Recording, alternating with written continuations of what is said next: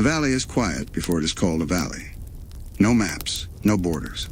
Only a long fold in the earth where mist wakes before the sun and lies down after it. Pines rise here like green metronomes. They count breaths, not minutes. At first there is only weather, rain stitched by ravens, snow that falls without hurry, summer heat that smells like sap and sun-baked needles. The land is patient. It saves every sound. The creek keeps a diary. The wind leaves bookmarks in the tall grass. Owls edit the night. Sometimes the stars behave themselves, sometimes they don't. On some evenings, they hang in their places like beads on invisible strings. On others, they drift just a little, as if the sky were a slow river and the constellations learn to float. If you were here then, if you were still and unafraid, you might notice the Big Dipper pouring itself a little farther to the left than it did last week, or a narrow triangle of light winking the way an eye winks when it is thinking. But there is no you yet, only the valley practicing. Ridges frame the place like a cradle. The soil is volcanic black in some beds and copper brown in others. It grows mushrooms that glow softly at the edges and ferns that fold and unfold with the light. Something in the rock hums. It is not loud. It is the kind of hum that you forget is there until a bird stops singing and the hush becomes too clean. The hum returns like a heartbeat in a pillow. Deer step through glades where mist tags their ankles and lifts like lace. Foxes find the same paths again and again, as if a hand had drawn dotted lines for them to follow. Bees memorize the flowers and teach their maps to other bees by dancing. Even the creek, restless as it is, keeps returning to curves it carved long ago. Deep under this, deeper than roots, something older than weather looks up. Not a person, not a god you could shake hands with. A shape of thinking. A place where angles get hungry. When storms roll across the mountains and split open with light, the light sometimes falls into that shape and does not come out exactly the same. The valley learns this too, that some corners feel sharper than they should. A single standing stone holds a notch that never wears down. A hollow in a stump never collects water. A shadow points the wrong way for half a minute. No one is there to name it. The place names itself in tiny adjustments, in shrugged odds. Time is not a line here. It is a soft ribbon the river plays with. Days arrive in order, mostly. Seasons fold one into the next, mostly. But if a jay forgets where it hid a seed and finds it 3 winters later still warm, or if a spider returns to an old web and the dew is arranged the way it was the day it left, who would say the valley is wrong? The valley is only being itself. Now and then a triangle appears without hands to draw it.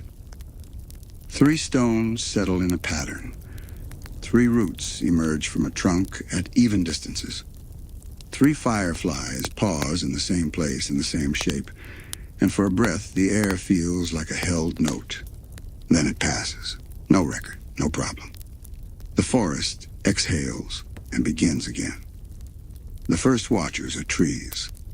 Pines stand like quiet guardians at the lip of a small cliff and look down into a bowl of fog. They do not know they are watching. They simply are.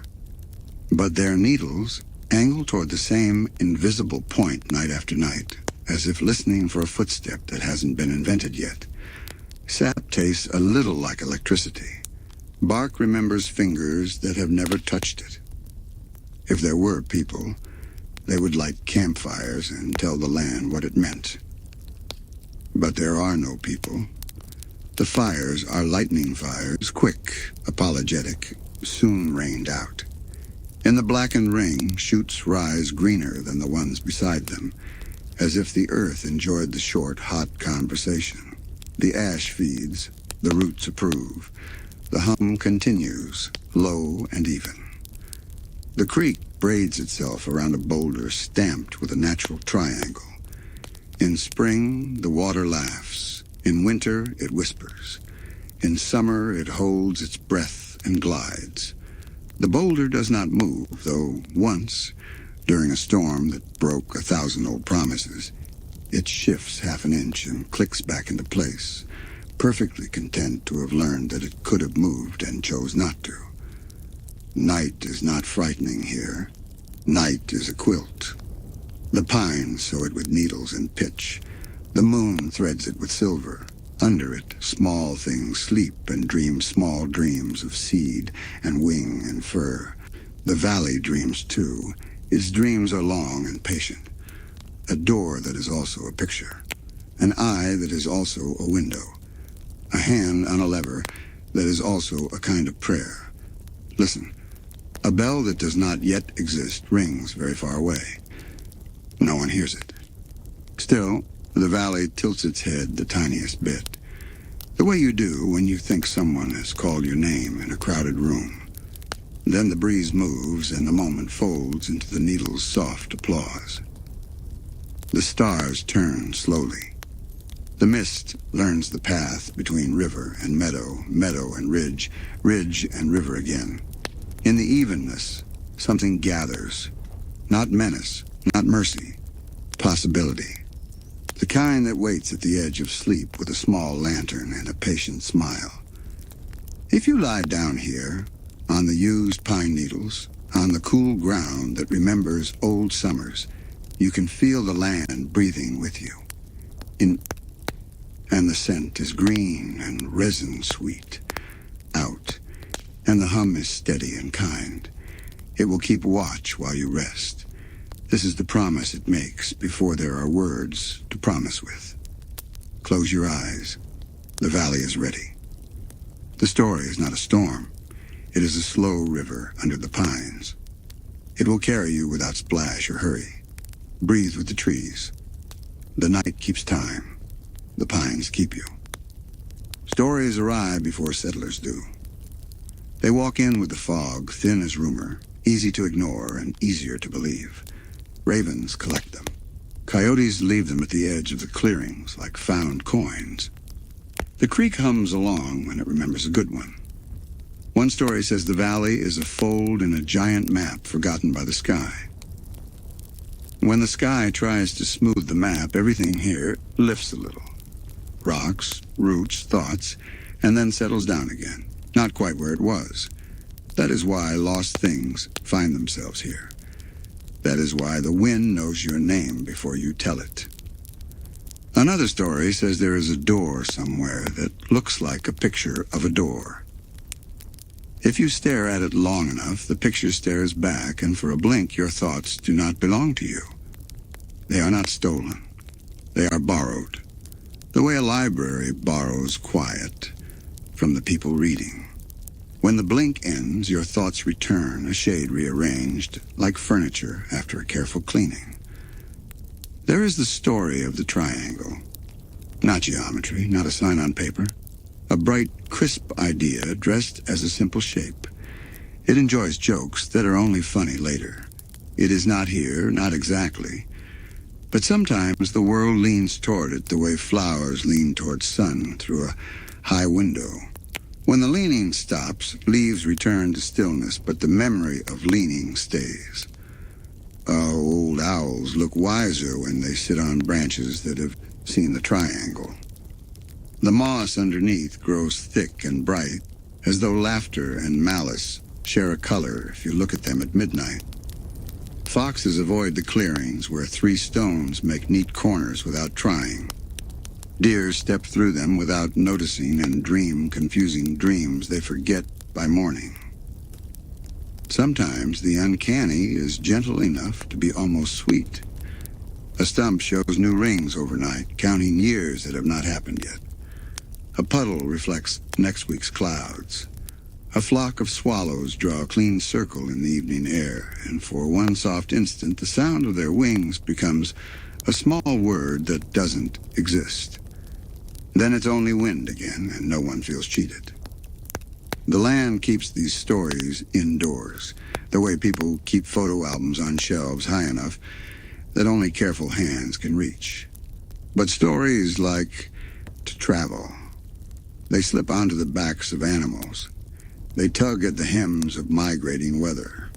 A rumor takes the long road through mountain passes and brings with it a single glittering sentence. There is a place where the edges don't behave. If you stood on the ridge and looked down during one of those not quite right twilights, you might sense a presence the way you sense a joke that hasn't found its punchline yet. A bright attention without a body, a teacher without a classroom, an eye without a face. It is curious. It is amused. It is careful enough to let you decide you are alone. Whatever it is, it does not push. It nudges. It suggests. It holds a mirror and tilts it to see what light might do. The mirror is not glass. It is chance. It is timing. It is three corners showing up where two would have done fine. One more step, and your foot lands a little more gracefully than expected. One more second, and your thought lands where it would not have dared. Names have power. There are none yet. So the stories do the safe thing. They give no proper noun. They say only the whisper, the triangle, the other side of the picture. If you say it aloud, the pines reply the way pines reply to everything, with a soft, ongoing applause that means, we hear you, and we will keep this safe, and we will not tell. And still the pattern grows. Animals pause at spots that feel like crossroads, but show no roads. The creek freezes in a lattice that looks drawn. Lightning favors a single ridge and splits itself into tidy forks like silver handwriting. Mushrooms arrange in perfect rings, and berries ripen in spirals that could teach math to a kind child. Once, in a year that will later be called an omen, and will earlier be called weather, the northern lights slide farther south than they should. They brush the valley with a soft green hand. The hum in the rock answers like a note in a glass. The air tastes like tin and sugar. In the sky, a shape brightens inside the light, an idea holding up a finger as if to say, wait, or look, or listen.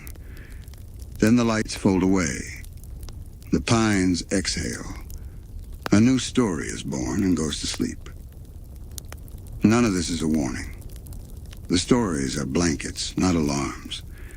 They keep a place warm for the ones who will come walking with names and needs and maps. Somewhere in the someday, scribbles in the margins will become plans. Somewhere in the someday, a hand will draw a triangle and think it's a joke. Somewhere in the someday, a friend will say, let's build, and another friend will say, let's be careful. And the valley, fond of both building and carefulness, will hold its breath and make room. For now, the old stories practice their lines. They rehearse kindness. They rehearse surprise without fear. They rehearse the way a mystery can sit by your bed and tell you bedtime truths. That the world is bigger than it looks and gentler than it sounds. That not every strange thing is a threat. That you are allowed to be curious without being brave. When the first feet follow the first path along the creek, the stories will be ready to greet them. They will make the pines sway a little in welcome. They will set a triangle of sunlight on a porch that isn't built yet. Until then, hush. Let the river turn pages. Let the stars drift a hair and then behave again. Breathe in with the needles. Breathe out with the moss. The whisper keeps watch. You are safe. Morning lifts the fog like a curtain. Footsteps appear on the valley floor. Boot soles and wagon wheels, careful voices and careful hopes. The first people to stay do what first people everywhere do. They name the river. They count the trees. They guess the weather, and they promise each other that the place will be good if they are good to it. The town begins with ordinary things. A sawmill near the creek, where water can pull the wheel. A cook fire that becomes a kitchen. A table that becomes a store. A door whose wood still smells like forest every time it opens. Hammers speak a steady language. So do children. So do dogs. The pines approve. They like patterns. Work at dawn, rest at noon, laughter at evening. A bell is cast and hung in a square that is not a square yet. When it rings the first time, sound climbs the ridges and sits there for a long minute, pleased with itself and with the way echoes take turns. Families settle into houses with roofs that creak a little in wind and stay brave in rain. The creek gets new bridges. The hills get new paths. Men and women learn which mud doesn't mind being stepped on and which mud prefers to be admired from the edge. Everyone discovers the way twilight leans longer here, as if the sun enjoys the valley too much to go to bed on time. Rumors walk in beside the settlers. Some brought them from other towns. Some found them on the trail like lucky pennies. A miner swears he saw a light in the woods that stayed where his lantern moved. A lumberman frowns at a notch in a log that could not have happened and shrugs because lumber is hard enough without adding riddles. A child draws triangles in dust because triangles feel clean and friendly and simple. Adults smile. They have winters to plan for, barns to raise, taxes to argue. One family learns the knack of organizing. They build a big house on a small hill and keep their yard tidy in a way that suggests rules as well as pride. Contracts go through this house. So do invitations. The valley does not mind. It has room for leaders and followers, for mischief and order.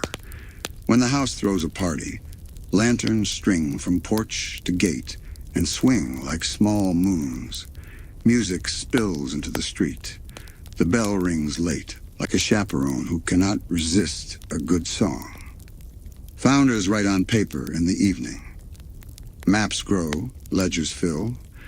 A line on a map says river, another says claim, another says boundary.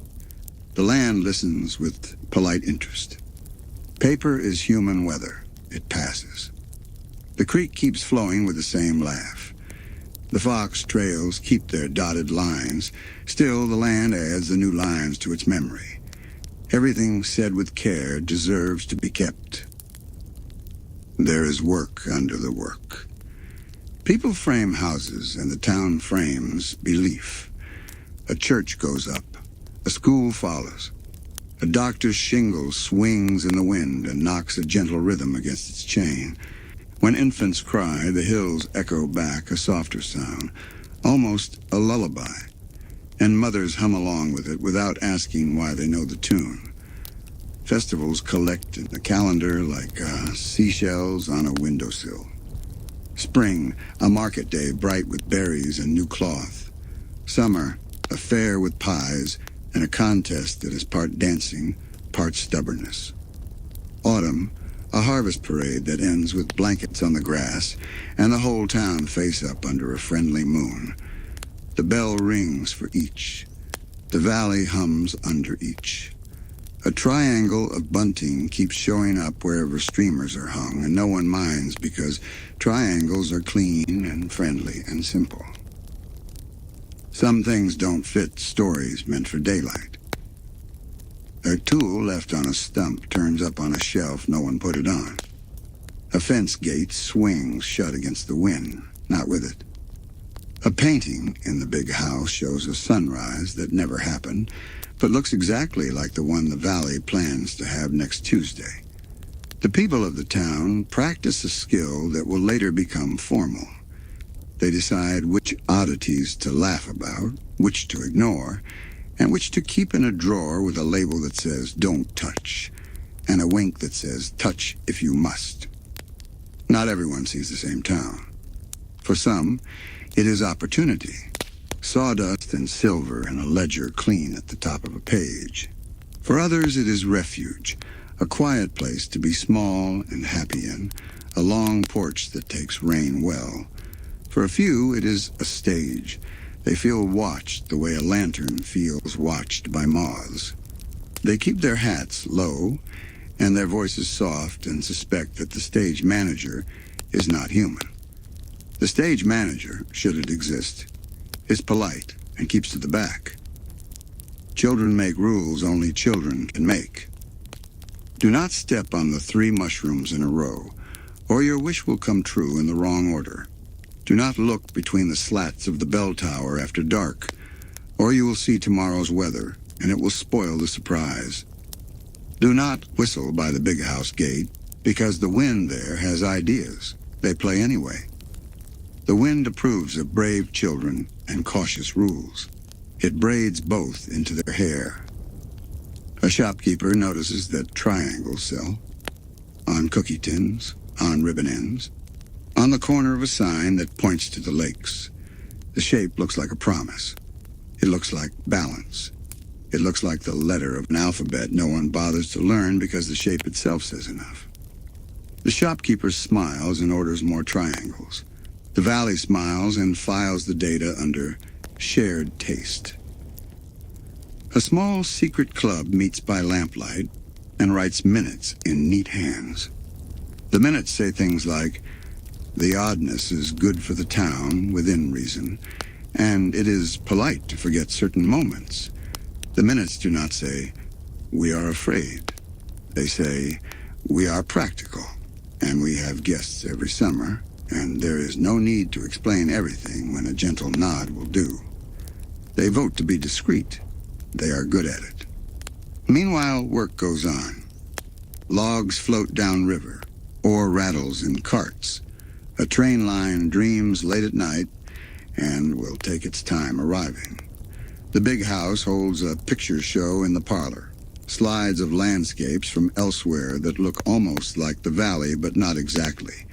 And everyone claps at the end because it is pleasant to see the world and more pleasant to go home. Years stack in tidy piles. Names become street names. Babies become parents who become grandparents who sit on porches with tea and say things like, you can feel it in the evening, can't you? They mean the cool. They mean the hush. They might mean the something else that is watched with cheerful caution since long before the town learned to call itself a town. On one autumn afternoon, a painter stands in the square and paints the bell tower. The paint will dry perfectly, except for a spot shaped like a crisp little eye that refuses to be painted over. The painter laughs. A child points and laughs too. The town laughs with them. The bell rings 5 times, clear as glass. The place is itself now. Not just forest and ridges, not just creek and sky. It is stories told at supper, luck that visits at odd hours, mistakes that forgive quickly, and a gentle agreement to put some oddities in a drawer until the right day arrives to take them out. The big house keeps its lights pretty and its fences prettier. The small houses keep their porches wide and their chairs honest. And the valley keeps its promise. It will hold everything. It will hum softly in the stones. It will let the triangles and the bunting align just so and then look away, hands folded, polite as always. You can lie down here the way the town lies down between hills, without fear, with work behind you, and a festival somewhere on the calendar. The bell tower keeps time like a big, sleepy heart. The pines move a little, slow applause for another day done well. The creek reads itself to sleep. Breathe in, sawdust and evening bread.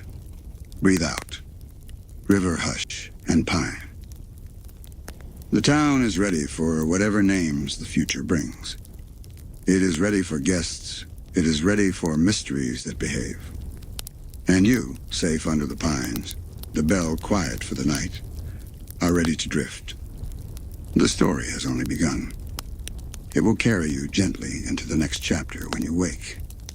Morning comes with a good memory. It knows where the dew goes and which porch step sings. But people, kind, busy, hopeful people, learn a different rhythm. They learn how to set certain moments down, the way you set a too-hot mug on a coaster, gently, politely, with the understanding that it's better for everyone if you don't hold it too long. The habit does not start with a law. It starts with a look. A neighbor glances at a neighbor, and both decide that whatever they just saw, 3 shadows when there were 2 people, a circle of mushrooms that rearranged itself politely when asked, belongs behind a closed door made of quiet. The bell tower helps. It rings the hours as though nothing in the world could possibly be out of place between them. If the noon bell is trustworthy, then so is the afternoon, and if the afternoon behaves, then the evening will too. This is how the town trains itself, not with denial sharpened into a blade, but with denial softened into a blanket. We saw something, someone says, smiling, and then we didn't. Everyone nods. The blanket tucks itself in. A librarian stamps the same book 3 times because its title keeps drifting. Today, a field guide to wildflowers. Tomorrow, an atlas. Yesterday, a cookbook of recipes no one should attempt. And then she shelves it in the same spot and labels the shelf miscellany. The label works like a lullaby. If it's miscellany, it doesn't need explaining. The town breathes easier. The odd book, relieved of pressure, settles down and remembers to be a field guide again, most days. Shopkeepers learn to sweep in circles, not lines. Circles never end abruptly. They taper into patience. When a broom slips over a chalk drawing that no child made, clean triangle, neat eye, it becomes sawdust like everything else. The broom knows, the floor knows, the morning knows. None of them are offended. Some patterns prefer private life. It is not a conspiracy. It is company manners. People leave shoes by doors, so homes need less cleaning. They leave questions by the wind, so minds need less mending. If a fisherman comes back with a story about the lake breathing out just as he breathed in, he tells it as a joke while mending a net. His friends laugh softly. Not at him, around him, like a blanket fort of sound. The story is safe inside, and so are they. A small club meets anyway. Not to make anyone forget. They haven't the means nor the heart. They meet to practice forgetting themselves as a gift. Minutes are written in tidy hands. They say, we are stewards of calm. We encourage people to keep what keeps them and put away the rest. We collect unusual items so they won't startle supper. They keep a drawer with velvet lining and place inside it a compass that points toward Thursdays, a coin stamped with a face that never repeats the same expression twice, a knotted cord that hums when storms approach from the wrong direction. When the drawer is shut, the hum becomes a pleasant floorboard creak. Children test the edges. They stand at the corner where 3 fence posts make a triangle and whisper passwords invented that morning. When nothing dramatic happens, and something always almost does, they race away laughing, vows of secrecy forgotten in the sugar rush of running. Far above, crows watch like kindly ushers. They know the performance will be better if the audience takes its seats in cheerful ignorance. They call once, a stage cue only birds understand. And yet, the town is honest with itself in quiet ways. On market days, if apples arrange into a crisp isosceles without help, the seller breaks the triangle with a grin, then tucks 2 apples into a child's bag for free. For symmetry, he says. The mother nods, as if the word were thank you said in a foreign language. At church, the sermon includes a perfectly ordinary story about ordinary faith and closes with a prayer that is mostly gratitude for things that do not require naming. Everyone leaves lighter. Sometimes the forgetting is mercy, a widow missing her husband, hears the bell ring 13 times at noon and feels pressure behind her eyes, a precise ache in the shape of an extra chime. She sets her tea down and stares at the rim. By the time the steam has thinned, the count is an even 12 again in her head. Her grief remains, true things do, but the sharpness of the odd moment softens, and she can breathe without needing to understand a bell with opinions. Sometimes the forgetting is pride. The big house on the hill throws another party. Lanterns sway in trios. A portrait's eye appears to follow guests with interest warmer than oil paint should hold. Servants know to tilt frames, to polish glass, to open an extra window so a triangle of breeze breaks the spell. The host smiles at donations. The music drapes itself in respectable measures. If a gentleman steps outside for air and sees an owl blink noon-colored eyes at midnight, he returns inside with a brisker step and a remark about the excellence of the punch. If there is a symbol for this gentle pact, it is accidental.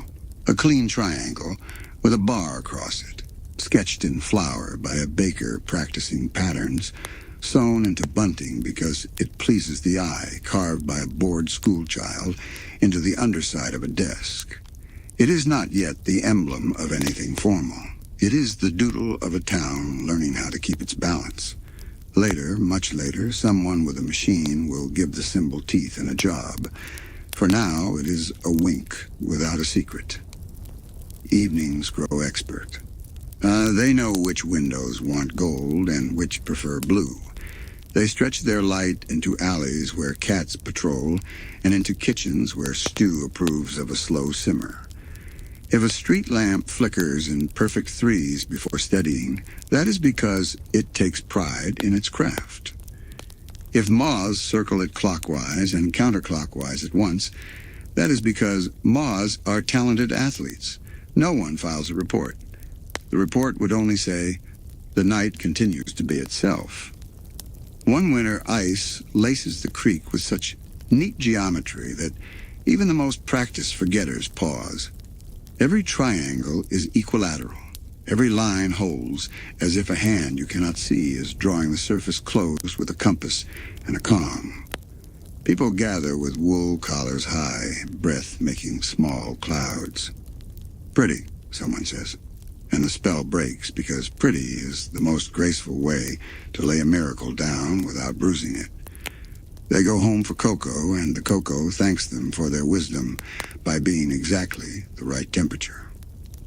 And so the years build a quiet library. Shelves of things seen and placed back again with a nod. The catalog card reads, Local Customs, the courtesy of not making trouble. The valley appreciates the manners. It rewards them with long autumns and springs that arrive early on the days when hope needs them most. If a new arrival asks, is there anything strange about this place? The answer is delivered with a smile and a broom still in its circle. Not if you're kind to it. The habit will be handy later. When the unsayable requires saying, the practiced calm will keep lamps steady and hands gentle. When the name hidden behind the triangle steps forward with a bow and a grin too many teeth wide, the town's first reflex will be the right one. Make tea, make room, make a plan, and speak in the voice that tells bedtime stories even to daylight. For now, forget without lying. Remember without fear. Let the bell ring honest hours. Let the drawer close with the soft felt.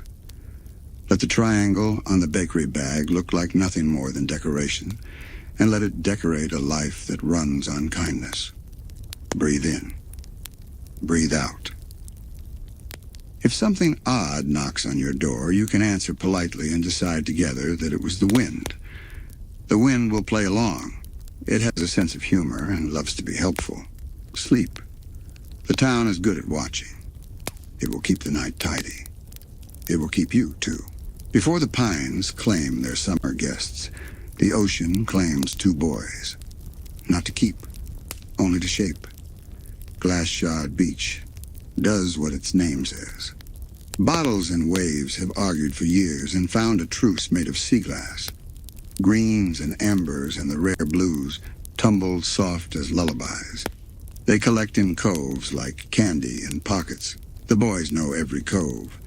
They know which ones hold treasures after storms and which ones only tell stories. The brothers are matched set in the way mirrors match. Same faces, different angles. One keeps curiosity in a notebook. The other keeps it in his hands. One reads tides, the other sails them even when the boat is still only a plan drawn on a napkin. They love the same place in different languages. Each learns to translate for the other. They build a boat because summer dares them to. It begins as a rumor with a name, Stan O'War, and becomes wood persuaded into shape.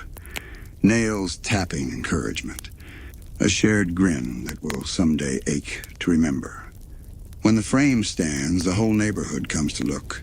Advice arrives with pies. The old men approve with the silence reserved for true work. The sea, pretending to be disinterested, pushes gentle waves farther up the sand as if checking the boat's measurements. On the beach, the boys learn fairness in the fairest way by trading jobs they don't like. One sands until his arms sing. The other bargains for more paint because the color on the can, called Horizon, is not quite right. They argue and apologize the way tides do, loud for a minute, then long and forgiving. Nights end with salt on their lips and plans on their tongues. They fall asleep to gulls rearranging themselves on pilings and wake to the gulls practicing the same song with slightly better harmony. School adds its own currents. A science fair appears on the calendar with the kind of inevitability only school calendars manage. The careful brother sees a door where others see a hallway. He works on an idea that sings to him in exact notes. The other brother, loyal to a fault and proud in every direction, promises the kind of help that writes itself into history whether or not anyone intended it to. The project, fine gears, neat coils, numbers that behave, is precious in the way new instruments are precious to a tune. It wants the right touch. The helpful brother's touch is strong, as his love is strong. He adjusts what he shouldn't. He hopes harder than is wise. The moment slides. The instrument complains. A judge's smile becomes a frown like a cloud swallowing the moon. A scholarship turns on that frown into a closed door. No one explains how one door can be both opened and closed by the same love. The brothers try to explain it to each other anyway. Anger speaks first. Anger always does. The hurt is not small, and neither are the boys' hearts. Words meant to protect themselves ricochet and bruise the other. The sea listens without interrupting. It has heard worse and seen better. It knows tides bring back what they take.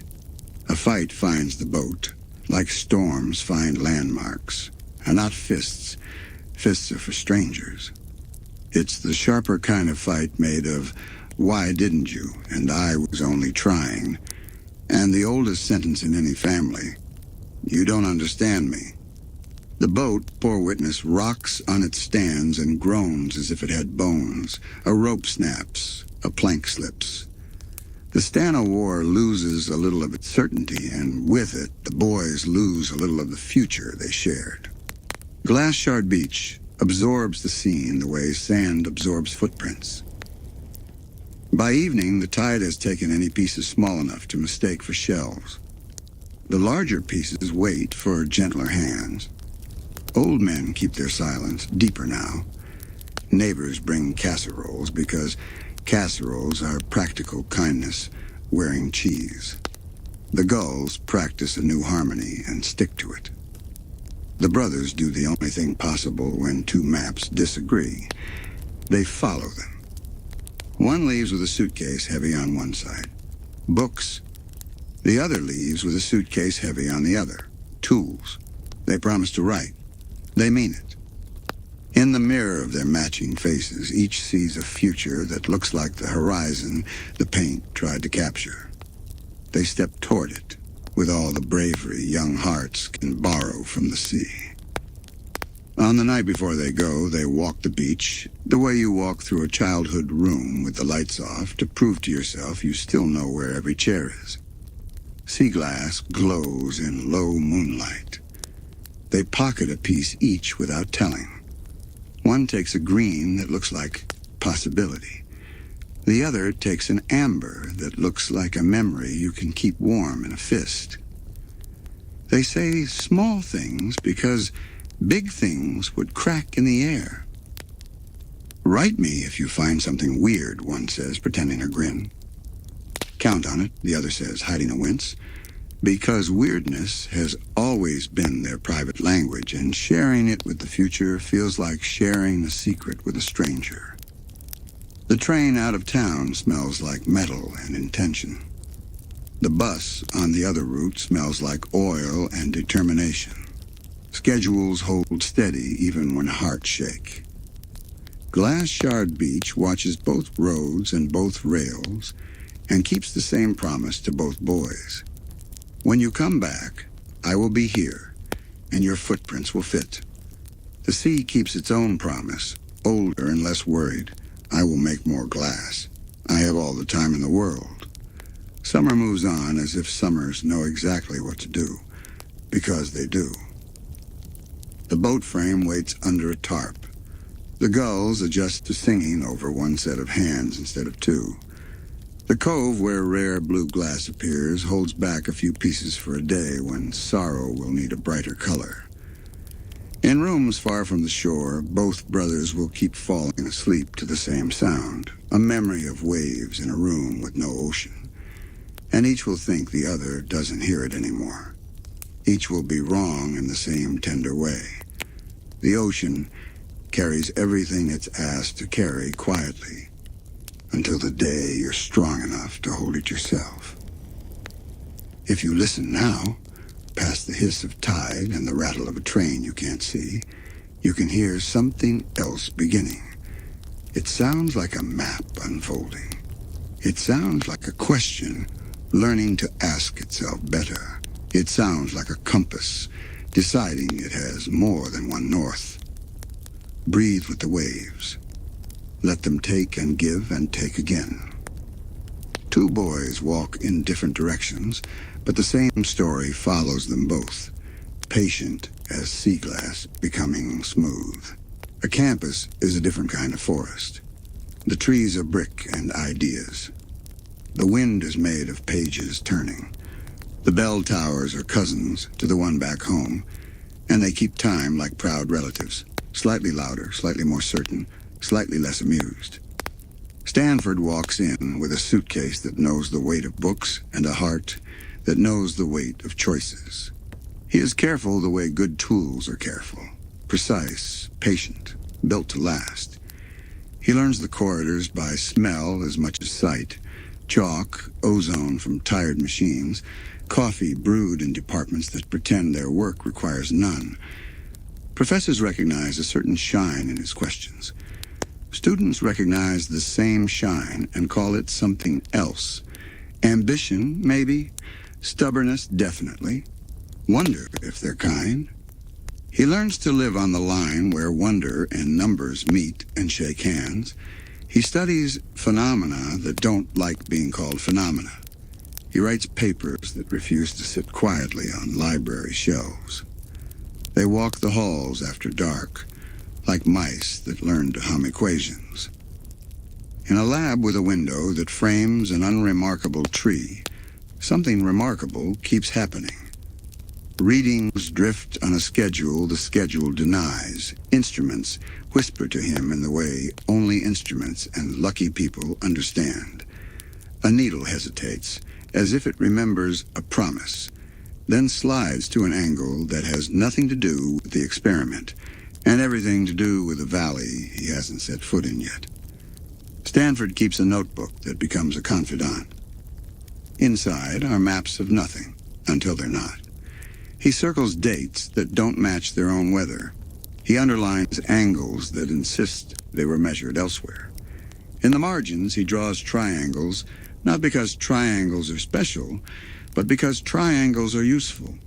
3 points, 1 truth. 3 corners, 1 room. 3 questions, 1 answer that refuses to be ordinary. The first letter arrives when it's raining. Not from home. Those letters carry jokes like life vests and news like careful packages. This letter carries latitude like a dare and longitude like a lullaby. It is not signed. It doesn't need to be. It says, in the clipped politeness of data, the world does something odd here, often kindly, stubbornly. It is accompanied by a photograph of a tree line that looks like every tree line except for the hum he can hear in the paper. He answers the letter the way a scientist answers anything, by asking better questions. He requests logs. He requests raw numbers. He requests a chance to stand where the readings were taken, to feel with boots and breath what instruments only suspect. He waits. While he waits, he writes a paper called On the Persistence of Outliers in Rural Magnetic Surveys, and falls asleep in the library with his head on a book about cartography, dreaming triangles that fold into maps that open into doors. The reply includes directions that read like a bedtime story told by a compass. Take the road that thinks it is straight but isn't. Stop when the air tastes like pennies. Turn where the fence forgets which side is in. There are numbers, too. Honest, boring, irresistible. He packs a suitcase with tools that look like props from a play about explorers and letters from a brother he doesn't know how to answer without saying sorry in every line. He adds the green sea glass to a pocket because rituals take whatever shape you give them and work just the same. Trains carry him by cities that believe they are the whole world. Buses carry him past towns that know better. Eventually, even buses give up. And the last part of the trip is borrowed from other people's kindness, a ride in the back of a truck that smells like hay and insurance, a mile on foot, because miles on foot are where thinking walks at your pace. The coordinates tick in his head like a calm clock. The closer he gets, the more every compass he owns behaves as if someone just told it a joke. He arrives at a ridge that has been waiting. It does not make a show of it. It has better manners. The valley beyond is the one from the photograph, except the photograph left out the feeling you get when a question stops standing in a doorway and invites you to sit. The air is pine and creek, and something else he will later describe as metal warmed by sunlight, though the description will satisfy nobody except the valley, which will accept it with a nod. His instruments approve of the place immediately, needles and dials settling into excited poise. He takes the first reading and then the second, expecting a fight with the data. The fight does not arrive. Instead, the numbers align like a patient child lining up favorite marbles. Stanford sits on a fallen log and laughs once, the kind of laugh you make when loneliness forgets itself for half a minute. He is not alone for long. The valley has residents, of course, families with porches, a bell that knows who is late to supper by the sound of their footsteps, and it also has a particular resident who will matter to him very much, but not quite yet. For now, his companion is the land itself, eager in its quiet, generous in its riddles. It provides him a flat rock that is the exact right height for a desk. It provides him a stump that is the exact right height for a chair. It provides him evenings that are long enough for numbers to grow manners and introduce themselves properly. Back at the campus that has not noticed his leaving in any way that registers on paper, his absence looks like a sabbatical, a visiting researcher line on a CV, a borrowed office someone else enjoys. Here his presence looks like purpose. He follows a triangle of moss as if it were an arrow, which perhaps it is, and finds a clearing where compasses go coy and then honest again, like children who tried lying once and discovered it made their stomachs feel wrong. He writes the first page of a new notebook. At the top, he doesn't put a title. He puts a symbol, an old friend of geometry and a new friend of fate. He will later call this book a journal. He will later number it.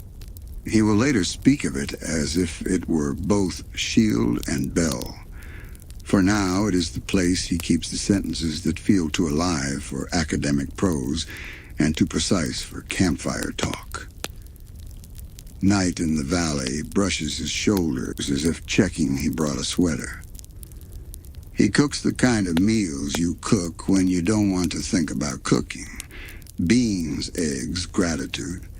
And eats them looking at the line where the pines make a letter against the sky that no alphabet owns. He sends a postcard home that says almost nothing. Found something interesting. Wish you were here.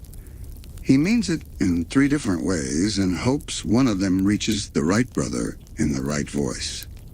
Days fill with triangulations and polite arguments between one machine and another. He learns which spots on the ridge give clean readings and which tell jokes first.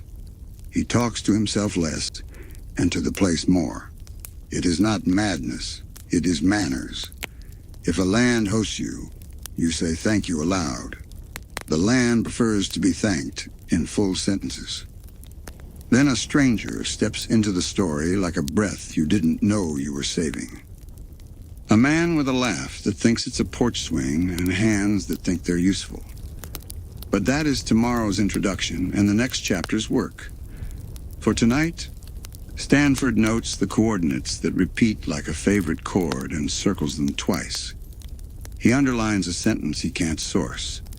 It isn't just magnetism, it's invitation. He closes the notebook.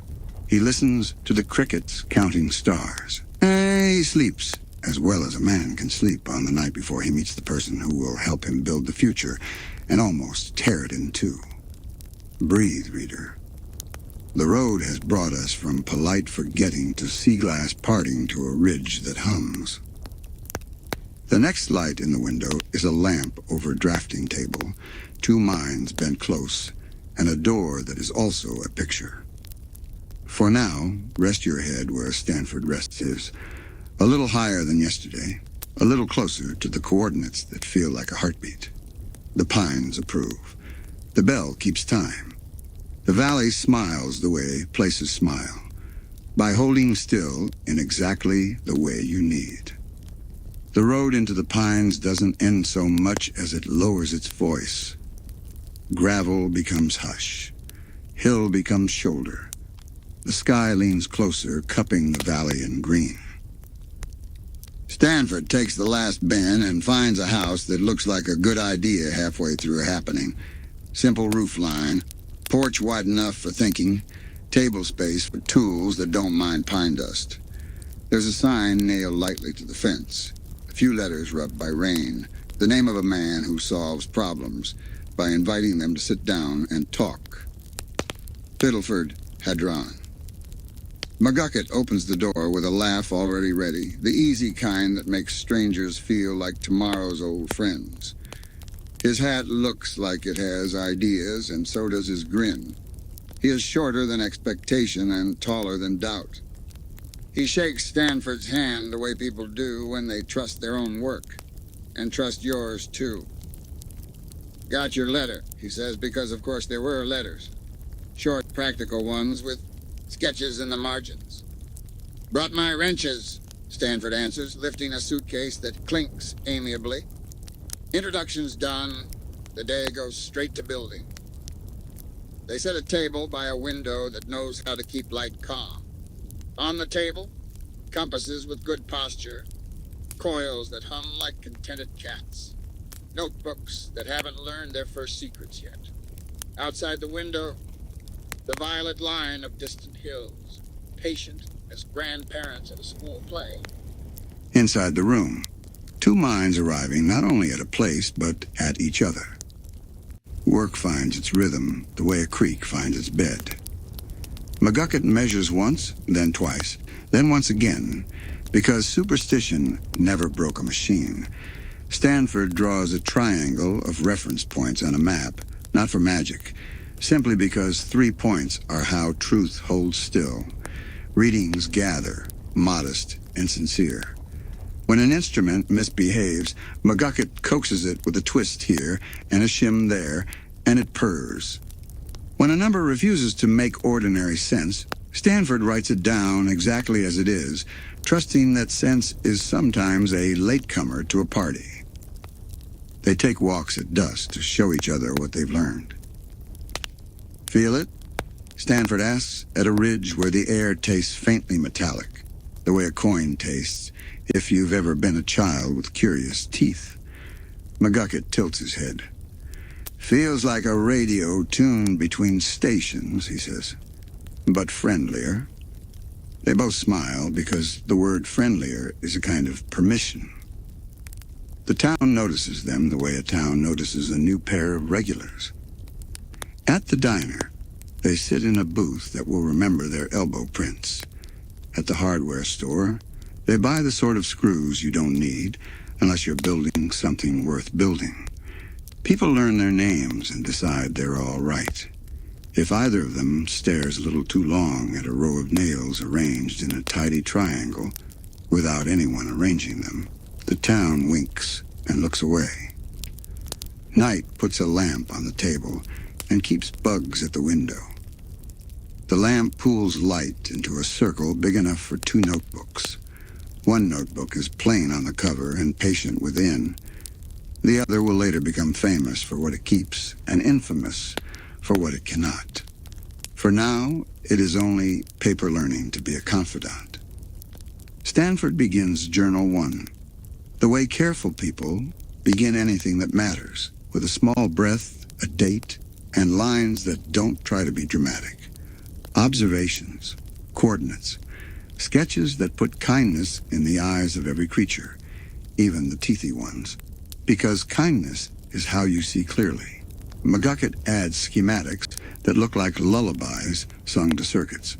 Between them, curiosity learns to sleep in a safe bed. Days lengthen and soften. They map magnetic oddities the way birders mark sightings, quietly, with admiration. They name things only enough to speak about them without bragging. They give the creek a nickname because the creek is clearly a person. They return to spots that behave like crossroads even without roads. Compasses pause thoughtfully and then proceed. The valley approves of their manners and shows them a little more each week. When worry arrives, it is the soft sort. A reading that repeats too precisely. A dream in which a triangle on a page seems to have a sense of humor. A silence in the room that doesn't feel empty, only attentive. They treat even worry with hospitality. Thank you for visiting, Stanford says to the silence. Not aloud, not quite. Tell us what you need. McGucket, sensing the same attention, tightens a bolt that wasn't loose and leaves a window open the width of a letter. They build a small lab in the woods, nothing dramatic. A shed with good bones, a floor that doesn't mind the occasional spilled idea, a door that knows how to keep secrets without making a fuss. On the inside of the door, they hang a hook for lantern, and beside it, a nail for luck. No one says what the luck is meant for. Luck knows. That's enough. One afternoon, the instruments sing. Not literally, but they align in sympathetic agreement, the way strings do when a note is played nearby. Needles lean together. Graphs climb politely. The map's 3 most stubborn coordinates draw a triangle so clean it feels rehearsed. There, Stanford says, and McGucket echoes, there, as if the word were a duet. They stand in the center of that triangle at sunset. The light is even. The air is still. The world seems to be holding a breath for them, not in fear, only in attention. We should build something, Stanford says, every cell in his body already drafting. McGucket nods, eyes bright under the brim of his hat. Something that asks the valley a bigger question, he says. The plan doesn't arrive all at once. Good plans seldom do. It comes in sketches on napkins, then in pencil on proper paper, then in blueprints that smell faintly of ink and certainty. The idea is simple if you say it softly. If there is a pattern to the oddness, you can tune to it. If you can tune to it, you can see farther. Not to break anything, not to steal, just to look. The first test is almost silly in its politeness. A coil hums, a light glows. Needles nod as if in agreement at a council meeting. Nothing jumps, nothing screams. The forest adjusts its sweater and allows a little more of itself to be seen. The journal takes notes in smaller handwriting, as if one should whisper near a door that might become a window. Evenings end with dishes washed while numbers dry. They talk about home the way you talk about a place that is both behind you and under your feet. McGucket mentions a family with the same tenderness he gives his machines. Stanford mentions a brother with the careful optimism given to bridges that can hold if you step just right. Neither prays. Both understand. On the porch, the night learns their names and holds them gently. Crickets keep time.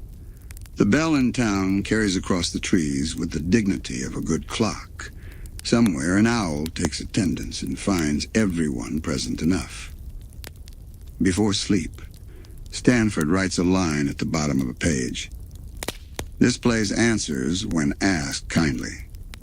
McGucket, packing away tools by touch, adds under his breath, "So we'll keep asking kindly." The valley nods. An unremarkable breeze lifts a corner of a blueprint and sets it down again exactly where it belongs. You can rest here too, and this chapter's quiet. Two minds have met a place and decided to treat it like a friend.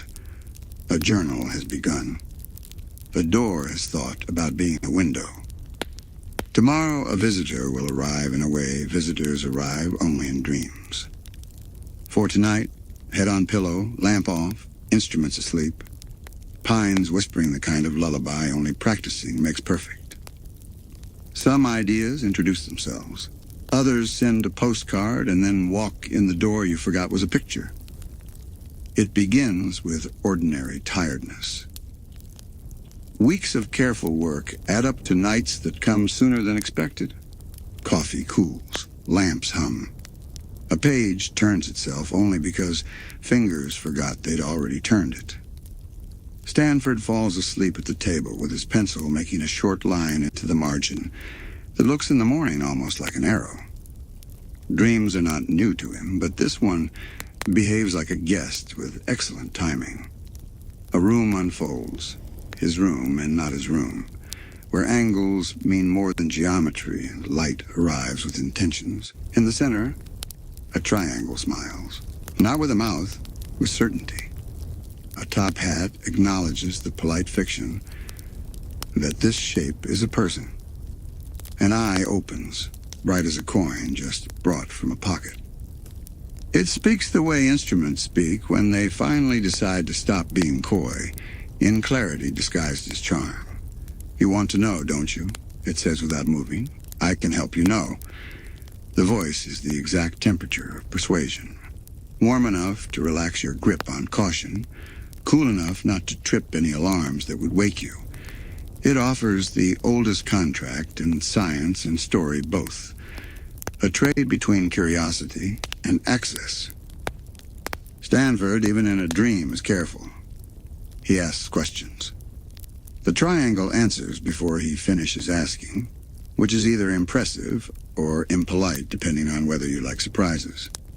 It knows coordinates he hasn't spoken aloud. It knows the feeling of the ridge where the air tastes like pennies. It knows the shape of an idea he has only drawn on napkins under coffee cups, so no one else will see.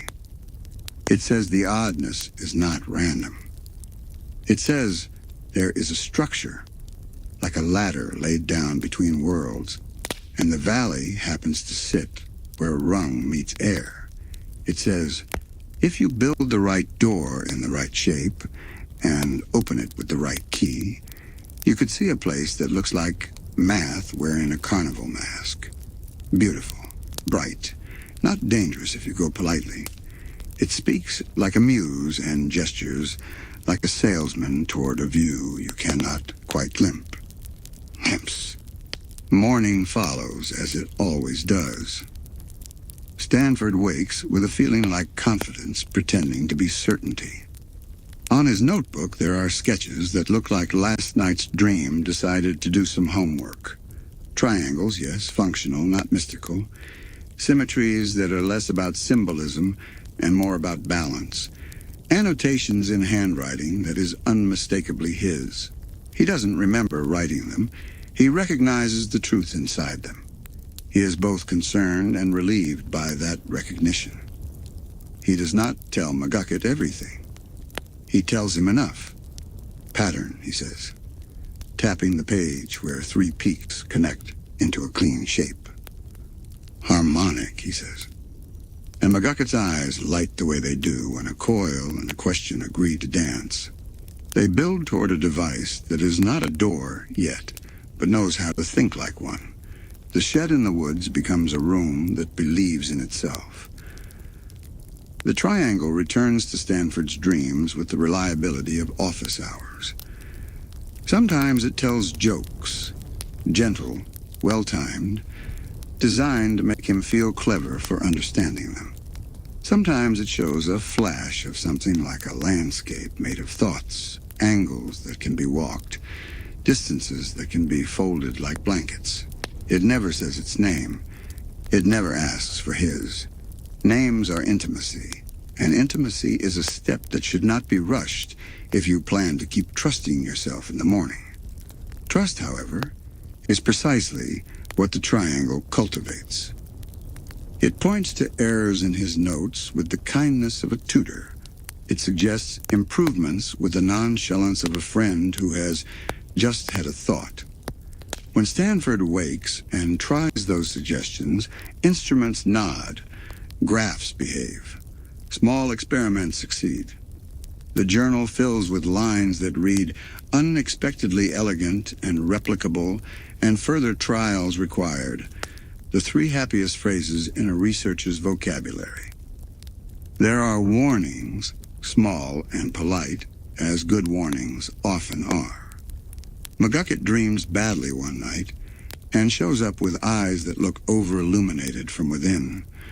Felt like something was visiting, he admits, rubbing his temples. Didn't feel mean, exactly. Felt hungry for answers. They joke about it.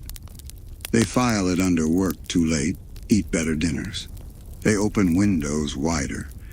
They light sage not because sage has powers, but because it smells like calmer kitchens. The triangle is pleased to avoid direct introductions. It prefers to be a rumor between 2 friends. It speaks to Stanford and lets the results speak to McGucket, because nothing cements belief like seeing a thing work without having to agree on why. Told you, the results say, and they are persuasive. Plans grow, careful ones, labeled and cross-referenced, with emergency stops sketched in first. The blueprint takes up a wall, then 2. On paper, the machine looks like a cathedral built by engineers, arches of mathematics, columns of calibrated coils, a nave of negative space where the seeing will happen. Just a peek, Stanford says, not to reassure anyone else, only to keep his own balance. McGucket nods. A respectful one, he adds. Some nights the triangle shows its impatience the way a teacher does with a favorite student, by urging speed that masquerades as trust. You've almost got it. Push this value. Tighten that tolerance. The words are plausible. The pressure is gentle. The effect is cumulative. A screw turns a fraction more than planned. A value slides a hair beyond the safe margin. The journal notes each change, that is its job. A good record keeps you honest, even when a voice in a hat is very convincing. Stanford bargains with himself using the currency of intention. We will only complete component A, then stop for full review. We will not energize the array until every redundancy is verified. We will invite other eyes once we have proof of concept. All true. All sincere. All slightly moved on the calendar by assessments that consistently say just a little more. In quiet moments, he wonders about the visitor's motives. Admiration is the answer that arrives most readily. It likes him and his work, which is flattering and therefore suspect. Discovery is another. It wants the door open because it enjoys open doors, which is charming and therefore also suspect. Benevolence is never the answer. The triangle is many things, but it is not benevolent in the way a grandmother is. It is benevolent in the way a library is. It will let you in if you behave and will not warn you about how big it is. McGucket voices the simplest concern over lunch sandwiches, stacked like blueprints. If something is whispering help, he says, what does it want once we get there? Stanford answers honestly, we'll decide that when we're standing at the threshold. They shake on caution. They return to work. Caution comes with them, wearing a hat, the triangle in it. The valley does not interfere. It offers good weather on days when delicate alignments prefer still air. It offers rain on days when sleep has been postponed too often. It keeps the townspeople in their helpful rhythm, clapping politely for progress they cannot see and would not enjoy if they could. The device approaches readiness. On paper, all is sane. On the floor, cables lie, like sentences with proper punctuation. The switch that does not yet exist begins to feel heavy in the mind's hand. In the last dream before the first test, the triangle finally asks for something specific. Not blood or vows, those are old stories' currency. It asks for trust at the precise moment a human hand will hover over a switch. Don't flinch, it says, cheerful as a coach. Don't let fear waste the chance. It frames refusal as waste, caution as missed opportunity. Bravery is the same thing as obedience. This is manipulation's neatest trick, to borrow your best words and make them serve a stranger's plan. Stanford wakes and writes a line he will later underline twice. Our guest is clever. Therefore, we must be kinder to ourselves than to it. He sets the note on top of the blueprint, weighty as a paperweight, and just as easy to ignore when the moment arrives. You can feel the chapter's breath deepen. A kindly valley, a careful team, and a visitor with good timing stand before a door that is nearly a window. This is not a frightening place to pause, only an honest one. Rest here, on the safe side of the threshold, where promises are still promises and the lamp is still warm. Tomorrow the switch will click, and a mind will see more than it asked for. For now, sleep. The pines are very good at guarding dreams, even the ones with hats. Morning is steady. It lays its hand over the lab's roof and says, as it says to barns and kitchens and schoolroom clocks, do your work kindly. Inside, coffee finds mugs. Instruments yawn and stretch. The journal waits with pages squared like shoulders before a speech. Checks, double checks, and then the third kind, the kind you do because habit is safer than heroism. Coils measure nominal. Transformers hum the pitch of a hymn sung by mechanics. Safeties click into place with the pleasure of switches doing the jobs they were born for. Stanford and McGucket stand in a room that believes in itself and look toward the space where seeing will happen. Small pulse, low amplitude, Stanford says, and the words dress nerves in lab coats. We watch, we record, we stop. McGucket nods, hand on the failsafe like a friend on a shoulder. The triangle, if it is here at all, is behaving with the courtesy of a guest who knows not to speak during a toast. The switch moves. Not dramatically. No lightning, no cinematic flourish. just a clean, mechanical act, the kind of motion you can feel in the bones of your fingers. The room answers with a change in temperature you notice only because you've been living with this air for weeks. The hum finds a new harmony. The space inside the array remembers something it hasn't done in a long time. It reaches. At first, the effect is almost purely mathematical. Lines behave like obedient citizens. They gather where told. Fields align the way schools of fish align, individually simple, together beautiful. A shimmer appears, not purple, not green, not a color you can point to on a wheel, more like the idea of a color removing its shoes to come indoors. McGucket murmurs measurements. Stanford writes what he can as fast as a neat hand allows. Numbers smile back from the page, shy but pleased. The journal keeps its breath even. A moment expands to hold more seeing. The switch holds steady. Then the room remembers that doors have two sides. What opens does not explode. It invites. A plane of space curves inward like water consenting to hold a reflection that isn't standing there. Depth folds, politely, not as an attack, rather as an introduction. Beyond, there is not darkness, but structure. Angles arranged like thoughts. Distances organized like music. Brightness braided with meaning. It is beautiful, in the way blueprints are beautiful before they become buildings.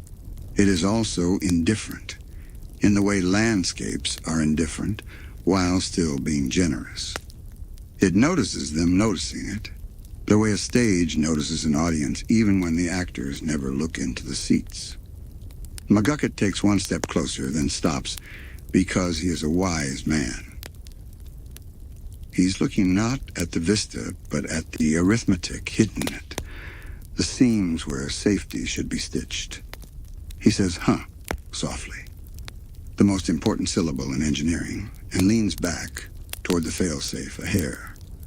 The triangle, somewhere not local, beams approval that is not meant for him. The room's measurements begin to show small strain. Acceptable, manageable, one more minute of data, and then we close, yes? Stanford nods to his own plan. We stop now, he thinks. And the thought is honest and would have become action except a voice with a hat balances on it like a crow on a branch and says, "Just a second longer." It is not a command. It is a compliment that keeps your hand still. A flicker passes across the opening surface, like wind on a lake, like the part of a dream where you realize you're dreaming and decide not to wake yet. The journal catches its breath. McGucket's grip tightens. The failsafe waits for the signal that does not come quickly enough. Something looks back. Not a face. Eyes are a courtesy humans give to things when they want to pin them down. This is an attention, origin unclear, purpose undeciphered by any instrument in the room. It is curious the way a child is curious about an anthill, earnestly, without malice, willing to learn by touching, not yet master of gentleness. The touch is light. If it were a hand, it would be fingertips brushing a question mark. If it were a word, it would be the beginning of O. It touches McGucket's memory because memory is the nearest shelf to reach from the other side. It does not intend harm, or if it does, its intent is wrapped in a theory of kindness so alien the distinction doesn't matter. A mind that has spent years cataloging and fixing and laughing meets a shape of noticing that does not understand the difference between a thought and the person having it. McGucket gasps, a small sound like a drawer catching, and Stanford moves, failsafe ward, too late by the half-second that matters. The invitation has already asked the question. Memory cannot refuse. What are you? And because memory's first job is to answer, it answers by opening. Files everywhere, drawers unlabeled, corners that should stay dim, brightening too fast. The shape from beyond marvels It does not say thank you. The failsafe clicks. The array sighs. The door forgets to be a door and goes back to being a picture that is only a frame. Air returns to its previous density, grateful in the way lungs are grateful after a held breath. The room takes stock. So do the men. Stanford reaches McGucket first, because friendship outruns measurement. He finds him staring at a bolt on the floor, as if the bolt were explaining something important in a language half forgotten. "Buddy," Stanford says, the word more prayer than question.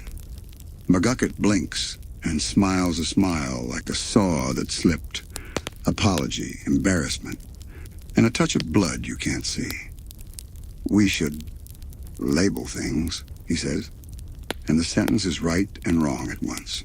They sit. They breathe. The journal records pulse rates and field strengths, and the sentence, "We will not do that again today." It also records a line of quiet truth Stanford refuses to underline.